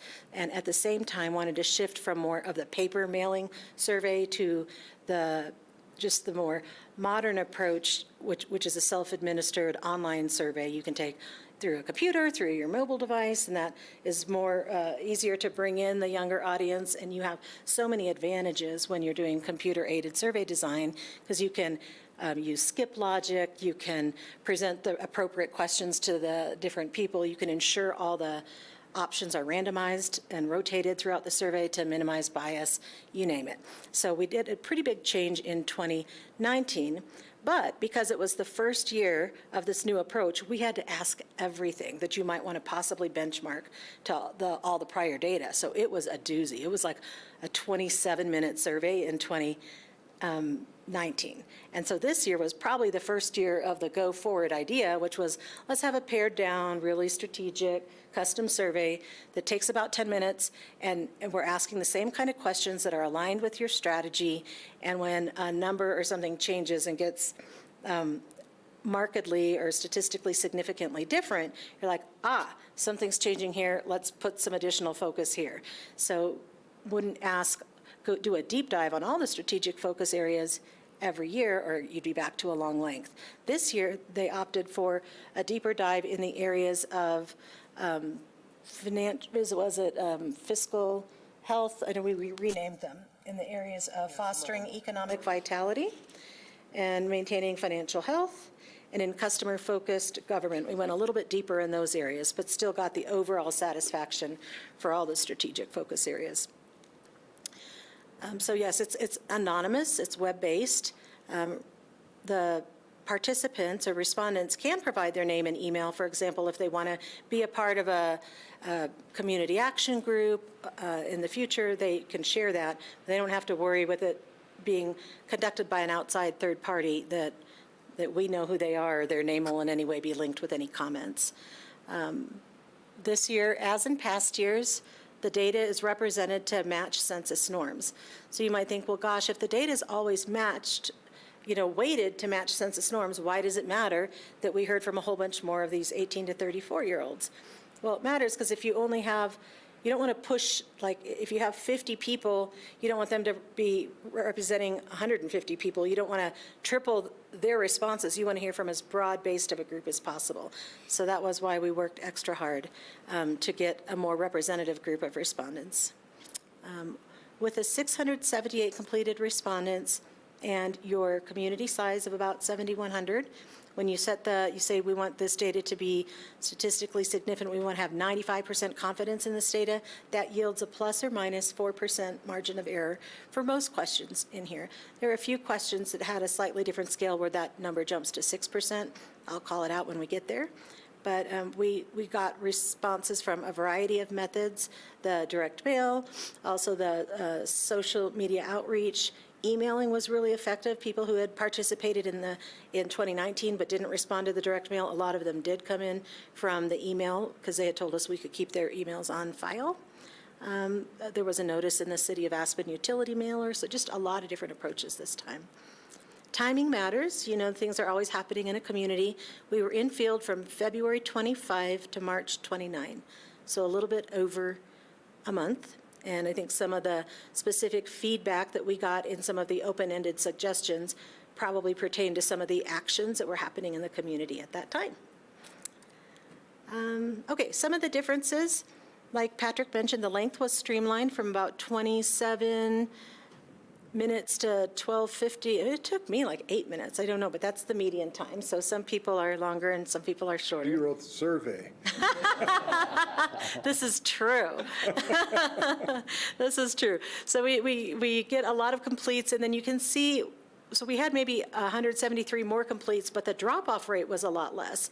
So we were able to carry 678 of those who started the survey to completion, whereas if you look at 2019, we lost like almost 600 people, probably because of the length. The number of 18 to 34-year-old residents that we were really trying to target was exactly tripled, which is great. So even though that cohort represents, I believe, 29% of the city of Aspen's population, we're hearing from a broader group of who all is comprised in that group. And then we did shift funds within the same allotted budget and put more of it towards targeting the Spanish language folks. We translated the survey into Spanish. We did social media direct outreach to get Spanish completions. And also this year we had a lot more folks reaching out for, hey, can you send me a paper survey? And so in 2019, only 3 people asked for that, but 19 people requested that this year. And so some folks did respond that way. But probably the most notable difference that could have impacted the data is that we didn't just name, like in 2019, we named the strategic focus areas. We said, you know, how satisfied are you with the job the city is doing in these different areas? And then we stated make Aspen livable, you know, foster economic vitality. They were rotated, but they rated them, and then they went on to do the rest of the survey. And at the end, when we were doing some of the analytics, we saw that some of the attributes that technically are aligned within these different strategic focus areas, they weren't always on an individual level rated in line with how they rated the category overall, which made us wonder, hey, did they know what we meant by that, you know, by that strategic focus area? We probably should have been more descriptive in what, this is back in 2019, back in when we said how good of a job or how do you feel about the city for being livable. And then this year, we included the descriptions that you see up on the presentation board that they knew precisely what they were responding to. And I think that may have shifted. So for example, with foster economic vitality, they might not have realized in 2019 that that included local shopping. They might have just thought, hey, we're a vital community, you know.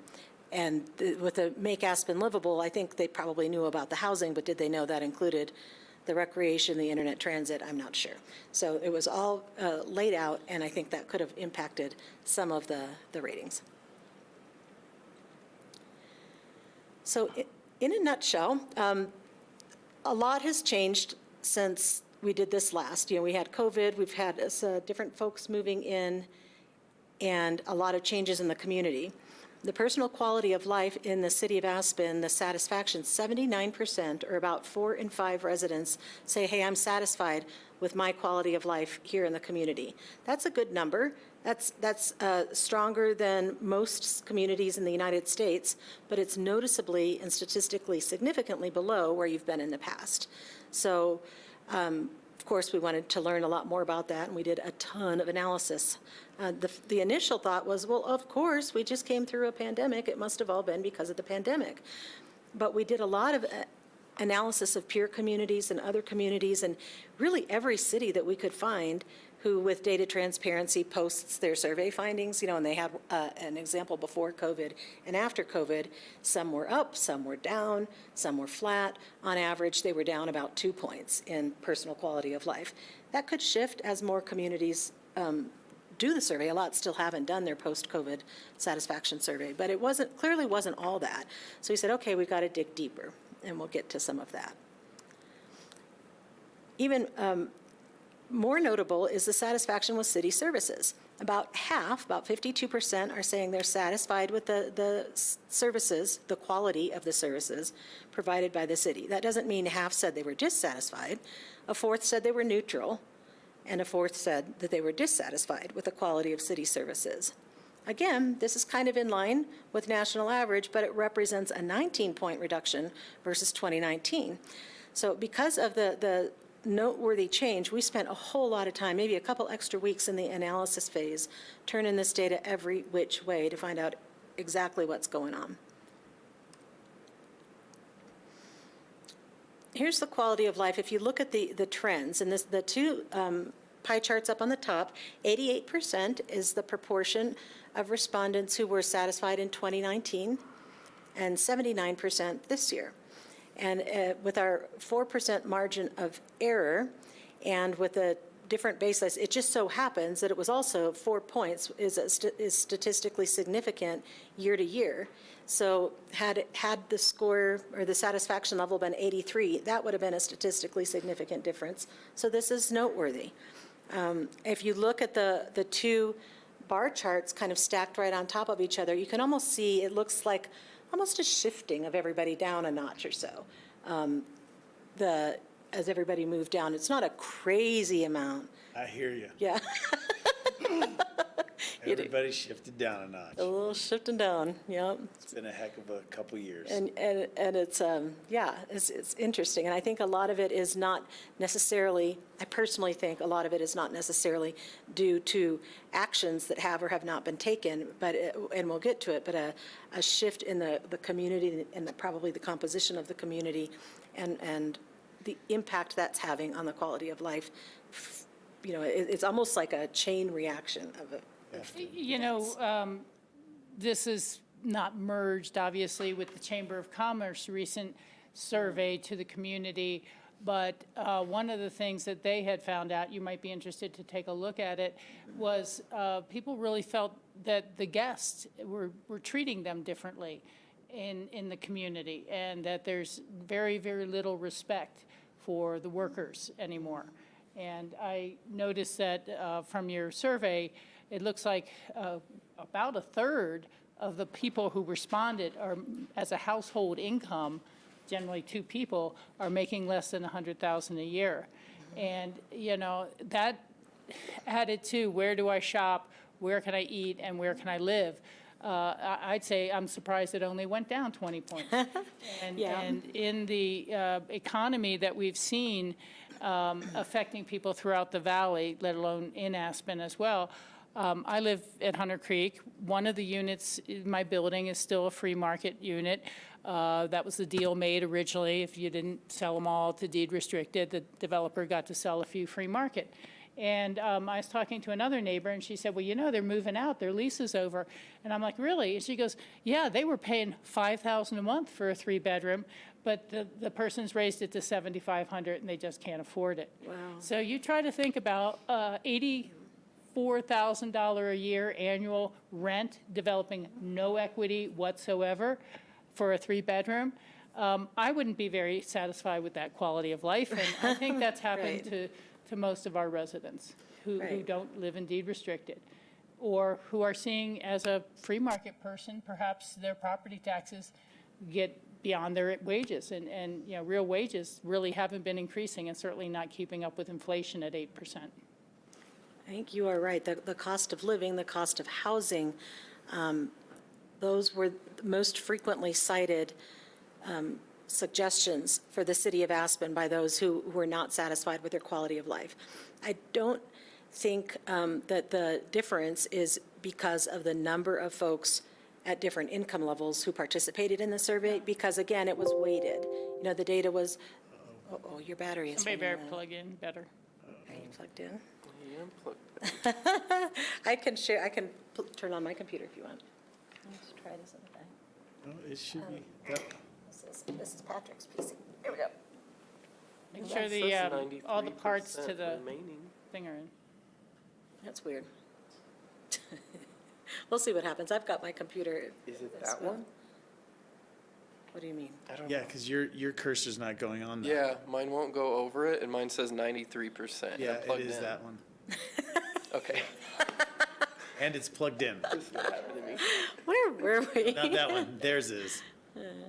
Were we on this one? Yes. I don't think I was there. There you go. Oh, because again, we're talking about the proportion of people who responded at different income levels, because. And I that's wasn't been- trying to say the survey was different because of the income levels. I was just, the more people at a lower income level have a harder time coping with the changes. Yeah, absolutely. Yeah. And now, is he going to flip it back to where we're showing? He's gonna fix it. Yes. So the points they were making, you know, where they were statistically significantly different in terms of their ratings of strategic focus areas was they were much more dissatisfied with Aspen for livability and for economic vitality. And livability was described as a great place, city government ensures Aspen is a great place to live and work, including access to childcare, healthcare, housing, recreation, internet, and transit. And then for economic vitality, its city government develops a healthy, diverse local economy through commercial and residential development and local shopping. Okay. In their open-ended comments to what suggestions do you have for the city of Aspen, they were much more likely to talk about the need for affordable shopping, the need for affordable groceries. Of course, the need for affordable housing, everybody talked about that.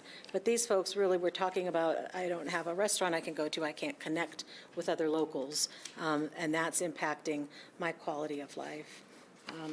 One quote I just pulled out here was, somebody said, we need to address the lack of affordability for the working class when there's no services like a laundromat or restaurants or stores that we can afford. It excludes us from being a part of and interacting with the community, which is disenfranchising.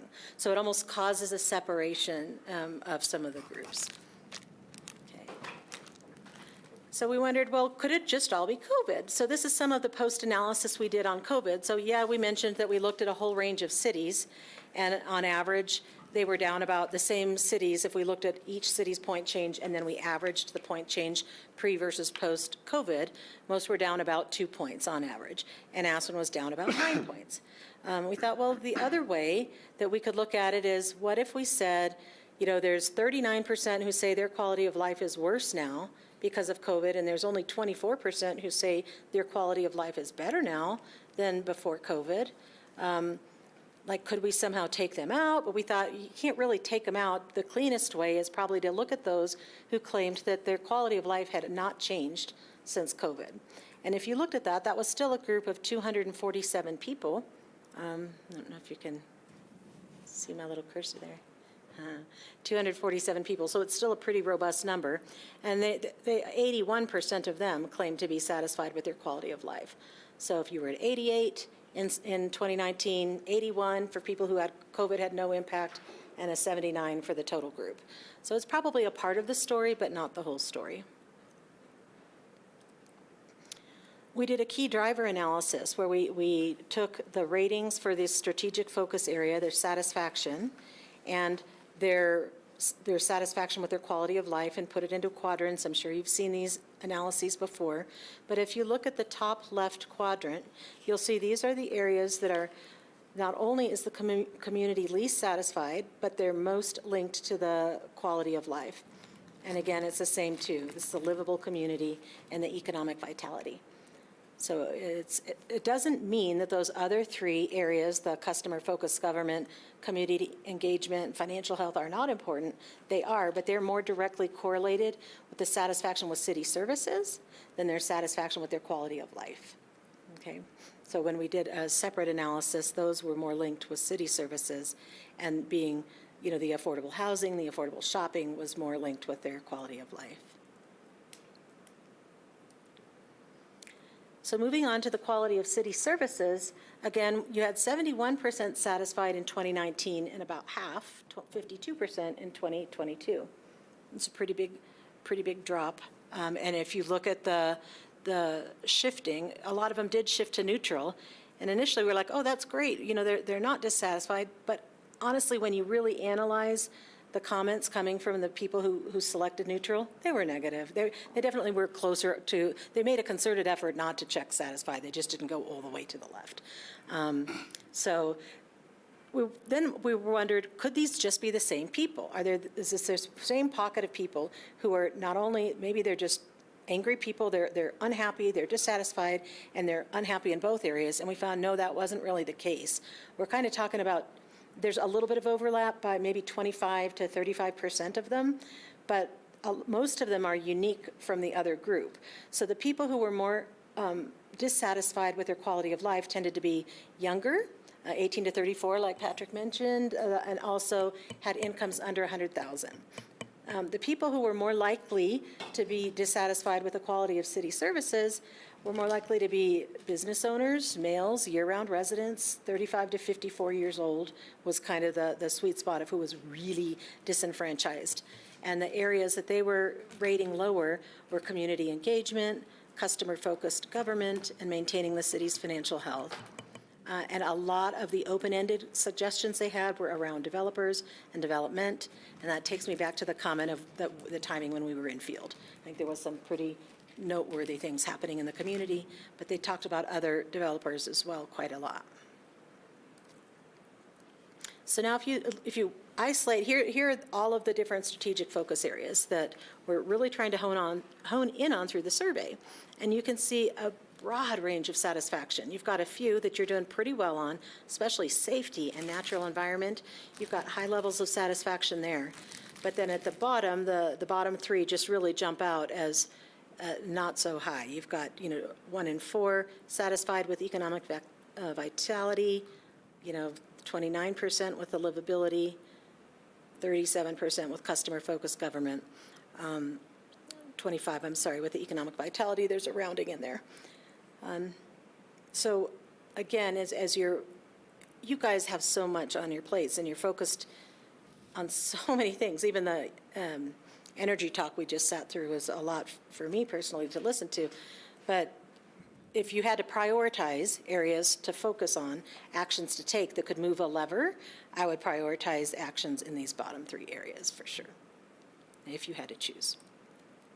You can look at the trends versus a year ago, again, by the same strategic focus areas here, and you see pretty large drops in the economic vitality and in the livability. Some of the comments they made in economic vitality talked about some affordable stores going out of business, affordable restaurants going out of business. I don't know if that's changed since 2019 or if that's pretty much the same. No, that's happened very recently. Okay, so a lot of them were talking about that. And a lot of them were talking about, on the livability side, there were a number of comments about childcare and daycare included in that group, along with, of course, the housing that is up there. Interestingly, this year, the number one open-ended comment wasn't about affordable housing. The number one category of open-ended comments was about affordable living outside of housing. Yeah. So just a little bit, they were very similar, and definitely affordability was the most cited topic, but it was affordable shopping, affordable restaurants, affordable recreation, even talking about prices of that going up, or seeking, wanting discounts, like some sort of a local discount so they can afford to enjoy what the city has to offer. So you can see declines across most areas. Safety stayed good and high. That's within the margin of error. Customer-focused government didn't see very big changes, but it's a low level of satisfaction. Okay.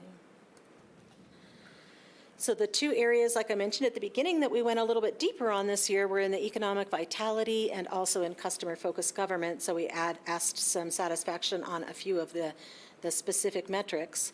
So the welcoming environment for citizen involvement, and providing value overall for the taxes paid. You've got about half of the population, more than half, with a welcoming citizen involvement in terms of satisfaction. But the numbers are more negative than positive when you look at the bar chart for matching spending with community priorities and feeling that the city can be trusted to look out for residents' interests. That was especially low among those who were dissatisfied with city services. There's a trust factor there. Many of the comments of those, let's see, go back to this. the people with city services. Many of the comments that these folks made who were dissatisfied with the quality of city services, and really throughout the survey, there's almost a perception, and I believe it's a misperception, but it's almost like they think that the city may be taking action to benefit a group other than the group they're in. You know, I mean, the city is doing stuff for the benefit of tourists, or for the benefit of second homeowners, or for the benefit of the billionaires, not the working class or not me. And I'm not saying that that's true. I know that that's not true, but that's the perception that's coming through and what they're kind of parroting back. And they linked that with trust. Okay, so fiscal health and economic vitality. Employment is good. Employment's really good. The employment opportunity is very strong positive, much more positive than negative. Same with economic health is good. But the development, the commercial and residential development is much more negative than positive, and the affordable shopping opportunities is much more negative than positive. 81% are dissatisfied with affordable shopping opportunities in Aspen. If you look at those who were dissatisfied with their quality of life, that number is 100% dissatisfaction with affordable shopping. So that's definitely a resident priority. 69% are dissatisfied with commercial and residential development in the city. And a lot of the things that were being cited, you're very familiar with, I'm sure, whether it's the STRs or some were dissatisfied with the moratoriums, or some of the developers, just a variety of things were mentioned. Beyond the strategic focus areas, we had some different topics that we addressed as well. One was infant care and early childhood needs. When we asked how important it was or not important, you know, the level of importance for taking action in these different areas, a lot more of the respondents are saying it is important than it is not important. So expanding high-quality early education programming, increasing the early childhood education space, and the number of infant care spaces. This is definitely showing a community desire to address those areas.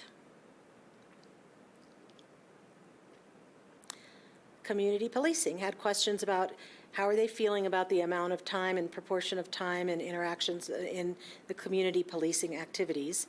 And most said keep doing the same amount, and this was all defined in the survey. About a fourth said do more, and a few said do less or had other suggestions. But I look at that data and I say do the same to more. You know, you're going to push it, go a little bit more, or keep it the same, but certainly don't reduce it. And then the areas that they wanted that to be focused on was patrolling on foot, talking to residents and tourists, teaching more about how to best interact with wildlife, and patrolling on bikes. We talked about evacuating the city and level of concern, whether they have concern or not when it comes to leaving the city in case of an emergency. And 37% were concerned. 34% are not concerned, 29% are somewhat concerned. This is not one of those instances like when it comes to public safety or levels of concern where you say, oh, we just need it to be balanced. You know, because in this kind of an instance, if there's a third of your population saying, hey, I'm pretty concerned about this, that's, even if it was perfectly balanced on the other side, that's something that you want to dig into and work on that. I'd be interested in this question in any community. Yeah. I mean, I just wonder about this question in any community, because if you were to ask me, am I concerned? I mean, I think there'd be some natural yes. Yes. If you're talking about a catastrophic, yeah, of course I'm concerned. At least when I read this, I was like, yeah. I hear you. The question is a little bit leading, and I think this was a question that came from some of the specific groups involved. You know, if we wanted to better, if you needed to make priorities and say, what's the most credible concern that the city should be focusing on, you could list a variety of perils that could be possible and say, which of these represent the greatest level of concern to you? But I don't think that was the question posed at the time. I would think that in an urban area, they wouldn't be as concerned, but then witness the Windsor fire, and it's like, Yeah, this was in the sequence asking about traffic and the entrance, so. Yes. And we were talking about the Castle Creek Bridge as well, which was the next question, what would be the priorities for the Castle Creek Bridge replacement? Only 12% said nothing, it's fine, so they wanted to do something, but reducing peak traffic automobile time or possibly doubling the number of westbound emergency evacuation routes, those rose to the top. Interestingly, the open-ended feedback, as far as the specific suggestions, and I'm sure you've got all kinds of efforts, or you'll have all kinds of efforts on this, but a number of people mentioned about maybe having a second bridge, one for pedestrians and bikes, and another one that's more for vehicles, but then the pedestrian and bike one, because it's not being as overly used, would probably be able to withstand an emergency evacuation. Parks and open space, trails and retaining open spaces were the most important to the largest proportion of folks. It's probably not a huge surprise. Maybe some of the rank order of some of the others might be of interest. You can also, with all of this data, every bit of this data is available through the crosstabs and all kinds of breakouts. So if you're wondering, in certain age groups and certain income groups, what's most important, or different levels of satisfaction in the city, what's most important, you can look at the data that way. So recommended action. One of the things Elevated Insights prides itself on is insights that lead to action. And it's just not, okay, we did our resident survey, but what can you really do? So the action that I'll recommend is really coming from us as a third party, working with a variety of organizations and communities, what kind of stood out to us. You guys have a lot more knowledge on the appropriate action to take. But with that in mind, the amount of people who were talking about the motives, the strategy, who's being prioritized, it told me that I'm not sure that they really know everything that they need to know about who is being prioritized, what is being done, what these strategic focus areas are, and why they were selected. Perhaps it's been really well communicated. Maybe it hasn't been. But if these are the 7 or 8 key areas that you're focusing on, does the community know about them? You could launch community action groups. A lot of people signed up at the end of the survey saying, hey, I want to be involved. I want to make a difference. Maybe they could play an active role in these areas. The improving affordability and reducing income inequalities, to me, I think this would be the number one urgent need highlighted here. And it wasn't just the ratings, it was some of the divisiveness that was coming up in the comments, the haves and have-nots kind of comments. Yeah. Our community feels different now than it did before. I've lost the sense of community. Well, why can't we do what they do in Hawaii, or where they give these discounts, or why can't they do what they do in New York City? They were, throwing out in their suggestions, 1,800 of which came through, options, and so just for kicks, I had a hypothesis. I'm like, well, I wonder what Aspen's Gini index is, which is an index of income inequality, and the perfect inequality would be a 0, and the worst, if there was one super rich, I'll say lady, in Aspen who held all the resources of the whole community, that would be a 1. Okay, so you want to be as close to 0 as possible. Your most recent 5-year Gini index was a 0.6, which is the highest city I could find of any in the United States. Now, that's not to say there aren't other cities facing similar challenges. There are. But surely there's other things to be learned from the communities around the world, other tourist communities with high income inequalities that have said, we're going to try to make this better to reduce the disparate groups. It was sad to hear a lot of people saying, I never in the 3 decades we lived here would ever considered living out, but I feel like I'm being forced out. Or a number of people saying, I feel like I'm being pushed out of this community, and I don't want that to happen. When I read this, I made a notice, like, what can we do as a community, a municipality, a town, to change the income and wealth inequity? I don't know what I think we're making attempts, but I don't know what we can do. And it's a worldwide thing. Right. And so I would recommend putting together a concerted effort to see how it's being addressed elsewhere. Are there, the one thing that came up probably, I don't know, at least 20 times from residents was, why can't we have a local person discount? You know, when we go to restaurants and bars. I don't know if it's possible. I don't know if I that's don't know that we can fundable. legislate that, but certainly businesses could choose to do that if they Yeah. wanted local recommendations. Yeah, I don't know. But I know, like you said, it's not the only community facing it. And even when you look internationally, I think South Africa was a little bit worse than Aspen, and they've done some stuff to turn that to, you know, equalize that a bit. I hear San Juan is challenged, but we put in the full findings, we listed all the Gini indexes for some of the U.S. cities and also some of the other mountain communities, just so you could see comparisons. And maybe there's something that if you said, hey, we're going to put people, and it's going to be their number one focus to say, how could it possibly be more affordable? The residents were asking for things like, why can't, you know, golfing or skiing be cheaper, or, you know, like, and I don't know if it's possible. Like in Colorado Springs, such as the community that I live in, and we work in a fair amount, in order to address this, they do things like they have the culture pass that's through the library, and if you want to do all these different things, you can go on through the library website, you can access different activities around town, free tickets to most anything. It's not an unlimited supply, but if you want it, and you couldn't afford it, and you were one of the first 20 people that day to sign up, you get it. You know, so I'm sure different cities have done things, but that Yeah. was beyond the scope of this. Yeah, I put in a couple notes down here before we even got to this topic right now. Local discount cards have been talked about before.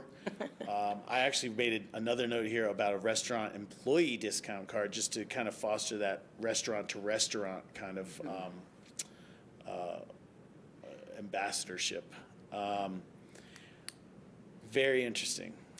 I hear what Ward says. I mean, we're just government. There's certain things that are in our control, and there's certain things that aren't. But nonetheless, this is great for our attention, which it's had some of our attention, and will continue to.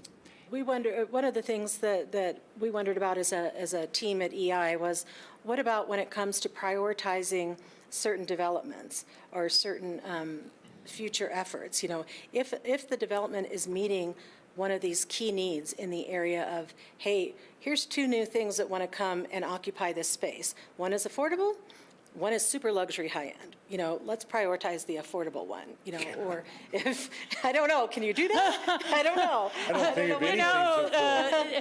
Generally, somebody else has already bought the property, and they have their plans on what they're going to do with it, and they're just coming in, you know, we have limited power. I mean, it is Okay. a private marketplace in the free market. True.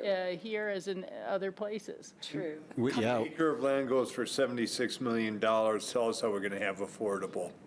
Yeah, Couple that was crazy. components, if I may, that I wanted to bring up as well to keep in mind. And there's no magic wand, right? But how are we chipping away at some of the feedback almost intuitively within City of Aspen? So in the memo, I've mentioned, you know, there has been a team, a concerted effort that council was heavily involved in with the development of the City Affordable Housing Strategic Plan.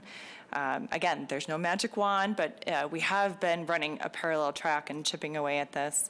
Internally, the city has been working on almost a grassroots effort with diversity, equity, inclusivity, a DEI continuous effort within our different departments. We've come together, we're focusing on training, we're looking at a gap analysis internally, and that's one that we can then model and collectively work on partnerships within the community too and other employers. So I'm really proud of that internal effort and with our employees, more to come with DEI. And then continuation of our community policing efforts. That's something that as a city, we've really been proactive on with connecting with our community and within that community policing philosophy. So something to further recognize. And we've come a long ways with communications, our community engagement initiatives. I think this is feedback probably on the heels of COVID. And the focus has been on COVID, but really taken into consideration as we do more outreach. And as I mentioned earlier in talking about the SIO, Strategy Innovation Office Director, and their mission is to provide internal consulting services with departments, looking at best practices. And so you may see it as policies come forward to council, but on the back end, behind the scenes, SIO, Strategy Innovation, really consulting and using the survey results to say, hey, is there a way to look at best practices and to take the feedback from the survey and incorporate into a new policy to bring forward to council? So there could be something right within our grants program as we look at arts and culture and community and what that looks like that we may bring forward in a work session, just throwing out a brainstorm and an example. So more to come. We take this feedback really seriously, and I do think there is a way that we can move the needle, and you will be seeing it in future work sessions and future memos as well.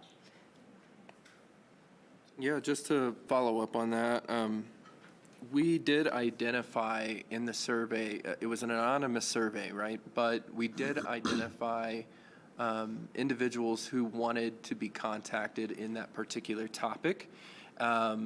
We got their contact information. So, you know, I think it's like somewhat of survey results like this when they come back can be kind of disappointing and disheartening, but we have next steps that we can take. And so I think following up, we don't know the why completely, but we know some of the who, I think, and the target, the folks that we can target to find out, you know, ideas on next steps or work with them on communicating with those groups better on some of the efforts that we are undertaking in the city right now.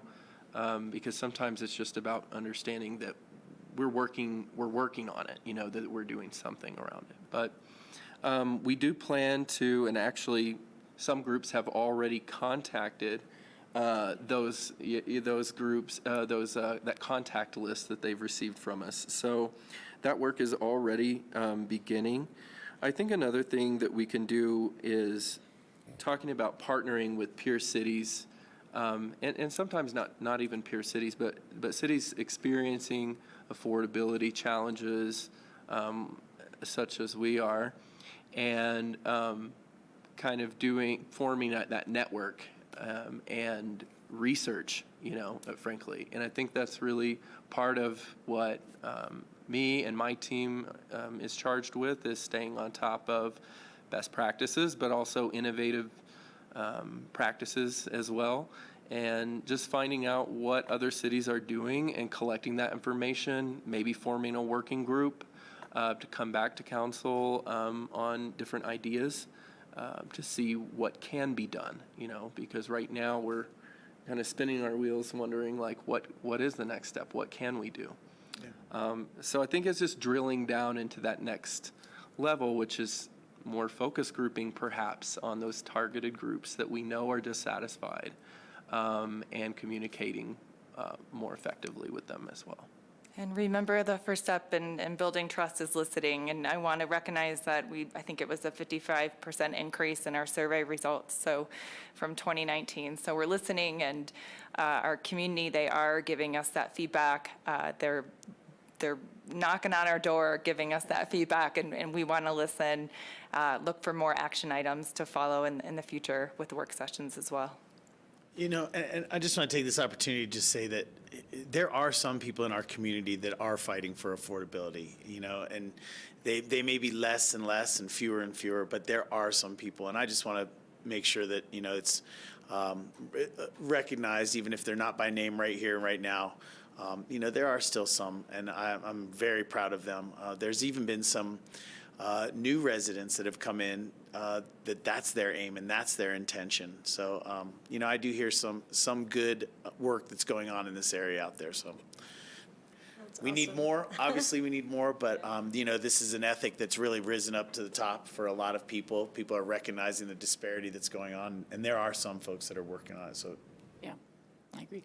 Rachel? Just kind of a question for you to think about. You know, as you said, you went out in February and we were in the middle of a moratorium.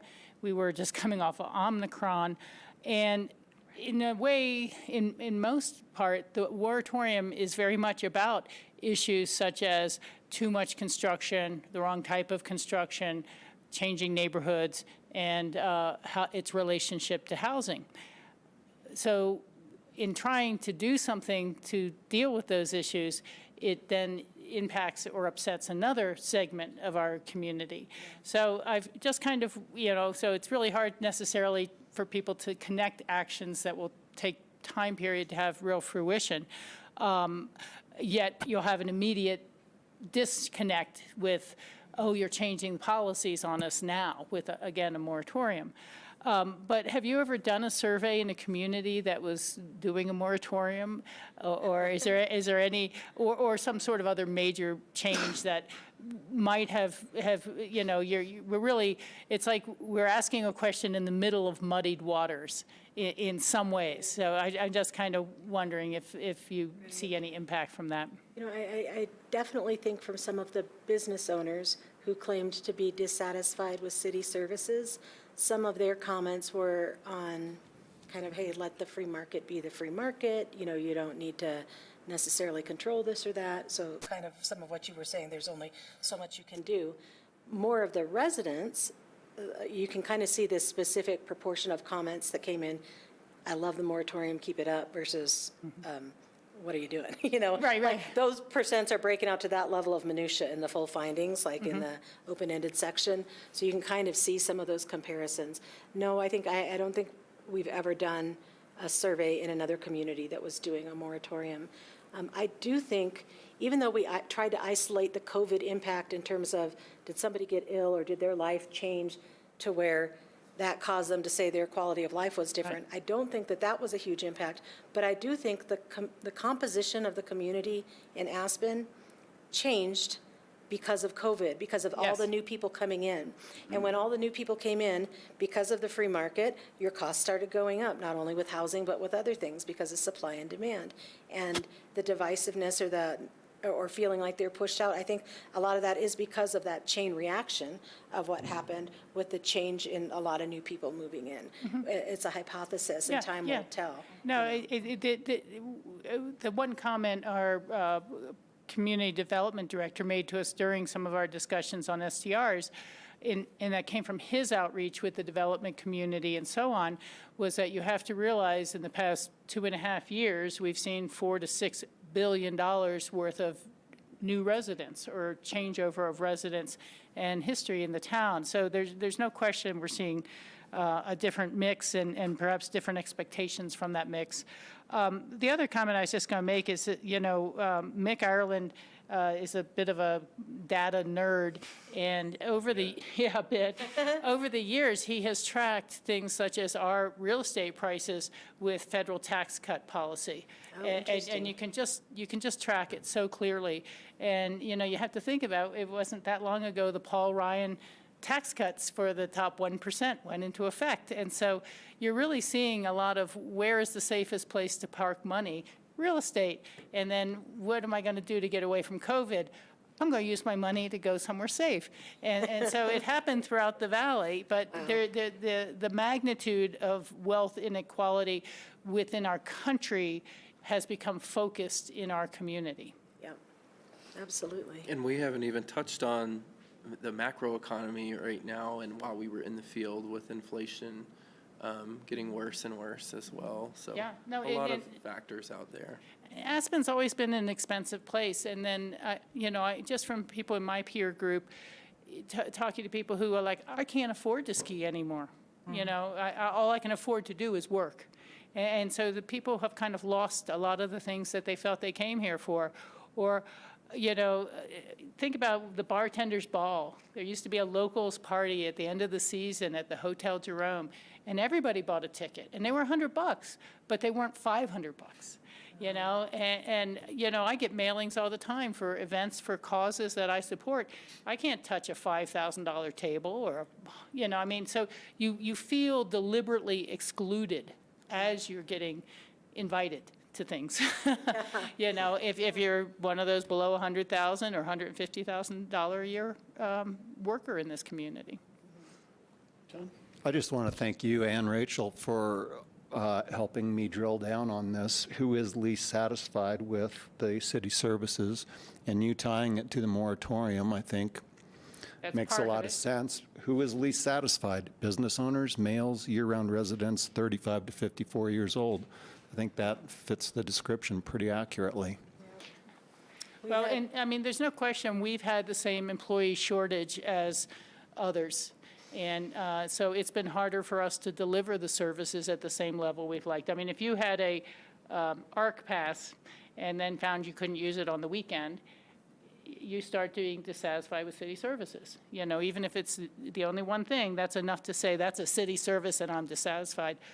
But I'm sure there's more to it than that. And honestly, that question is phrased so broadly, the quality of city services, you know, like, what does that mean? I think people just, it's their general sentiment towards the city and Yeah. what's the city action, you know, is how it seemed to be interpreted when kind of looking down at the individual level of the data, you know. While we'll continue to strive for the betterment of our community with the feedback, I think the trend analysis will be another indicator as we move forward with Very interesting. future surveys. As you shifted to this more strategic focus area design of your survey, it's not as fair to Aspen to compare your scores to total US. And let me give you an example, because you're starting out now, and the first question you have in your satisfaction survey is, how satisfied are you with the city in these areas? These are high-ask areas. You know, your definitions of your strategic focus areas are challenging to provide. So if you just kind of put yourself in the mentality of a survey taker, are you satisfied here? Well, not really. Are they doing this? Well, kind of. Are they doing this? Well, not at all. Are they doing this? And now, overall, how satisfied are you with city services? You've just set your mindset against a pretty high bar that's different than other national surveys. So the point being isn't that you're doing it wrong, it's just you're doing it right, you're doing it harder.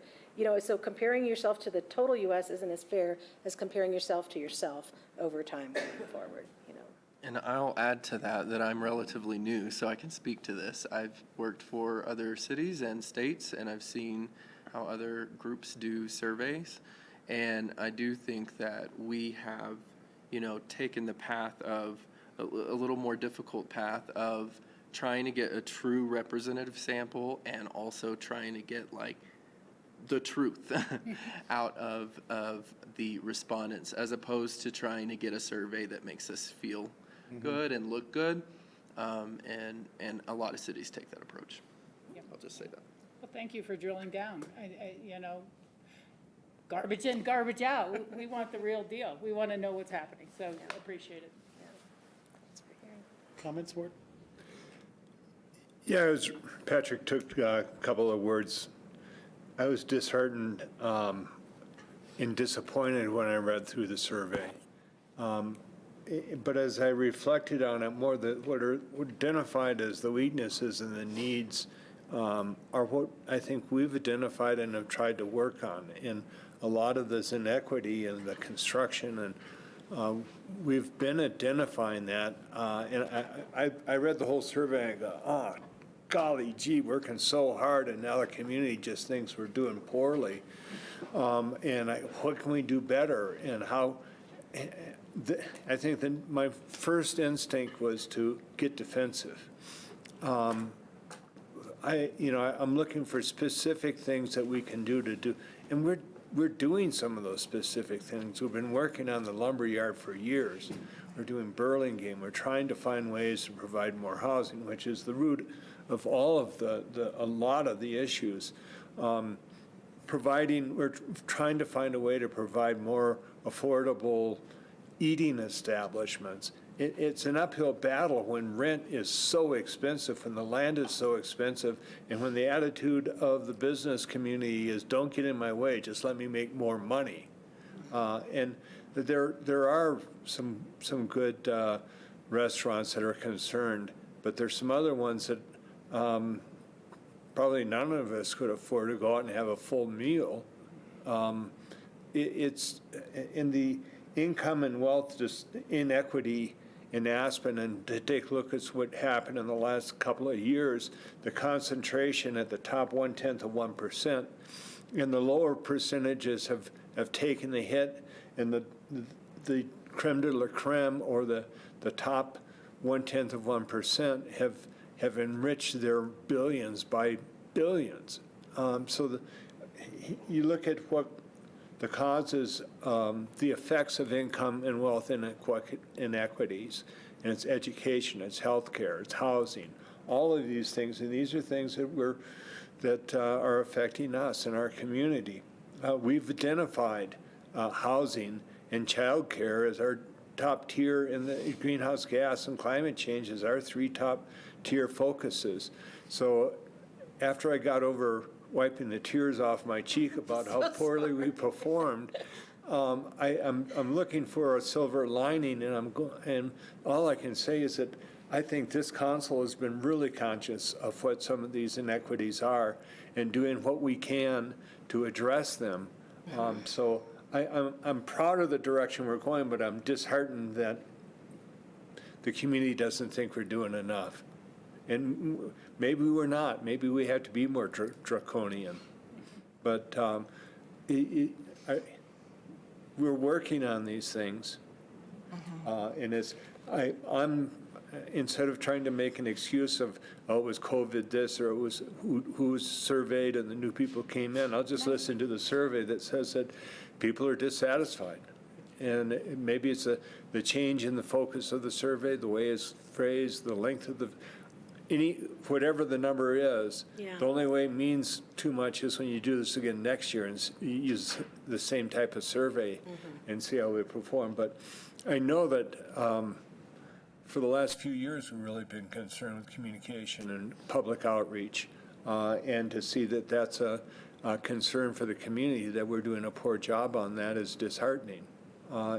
Disheartening and disappointing.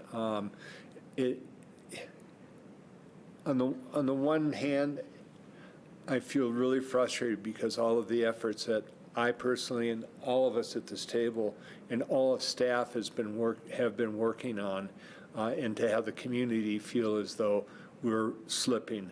I mean, those are opportunities for us to improve, but it affects me. I'm just disappointed. John? I just want to add to Ward's comments. I also was disappointed reading this.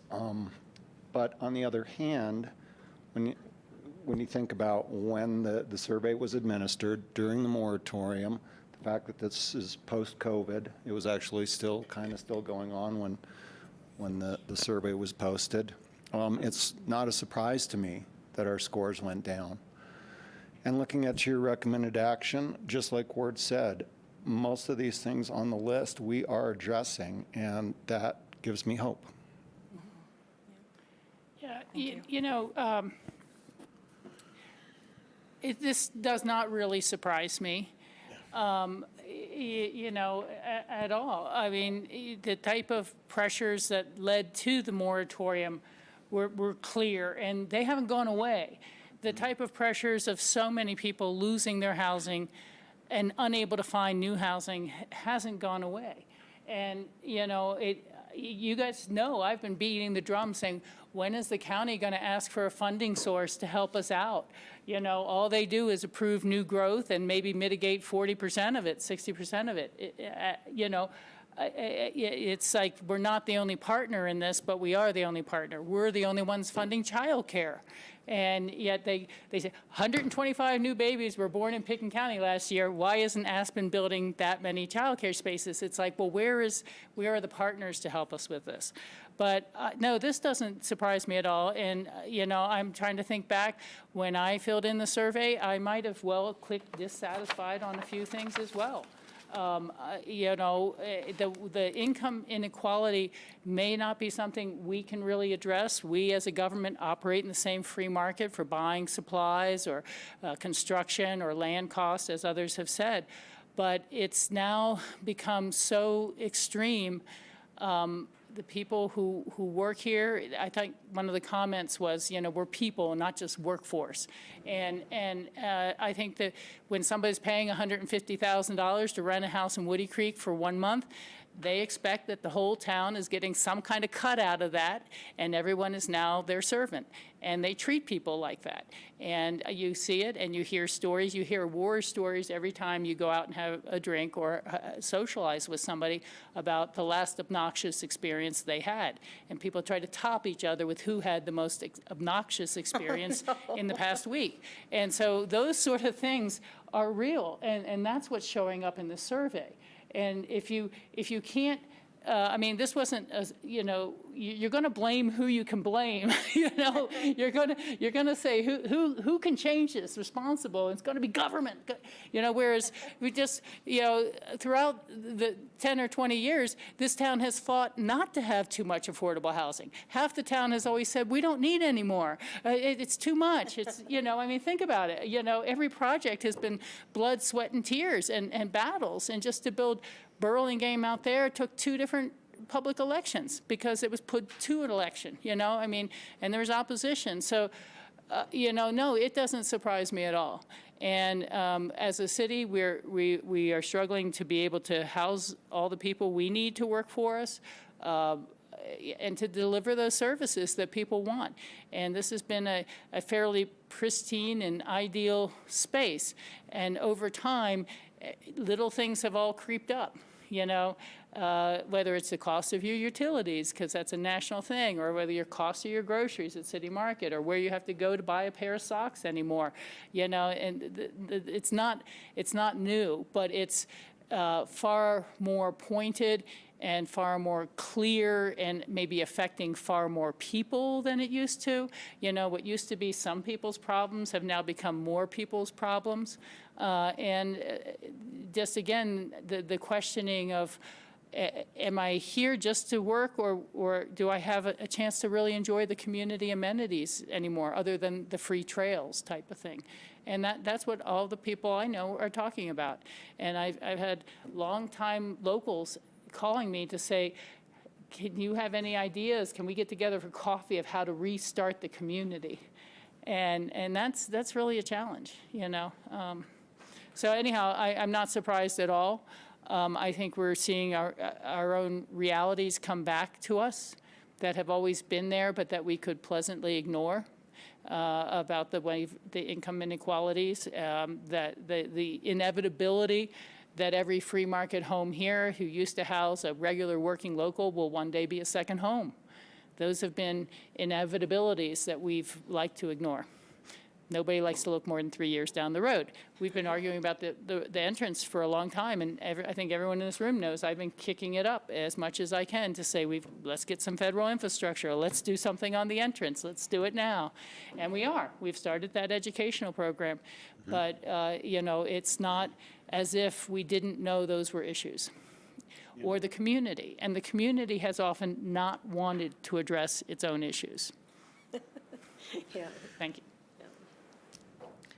So this is for informational purposes only, and again, it will be interwoven into future policy decisions and within our departments through Strategy Innovation Office and future conversations with our departments.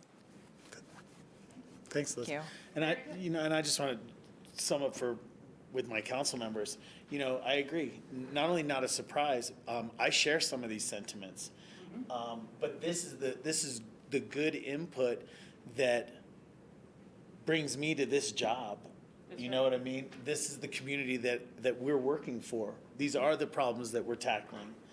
This is where we want to be in order to help the individuals, the residents, and the visitors. So, for me, this is great input, and like I said, it's part of the reason that I run for office at all, is to do good work for the community. So, Very good. I thank you guys for being up here with me.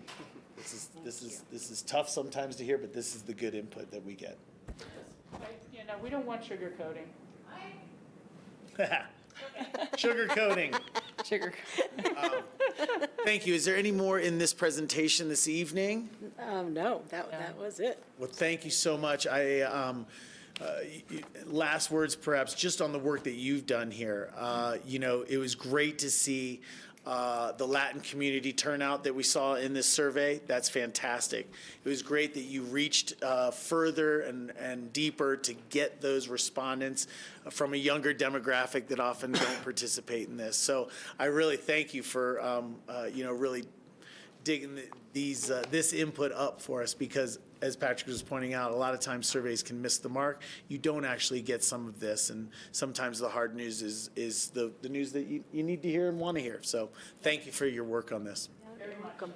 Thank you. Thanks for ending on a positive note. Yes. Thank you. Send everybody And to with the that, we bar. thank GrassRoots as always. Operating your computer. And we will be back tomorrow for a regular meeting, and at 5 o'clock, we take citizen comments. So if anybody who filled out this survey wants to come in and share it with us face-to-face, they're more than welcome to. Thank you, guys. Thank you. The things I was thinking about,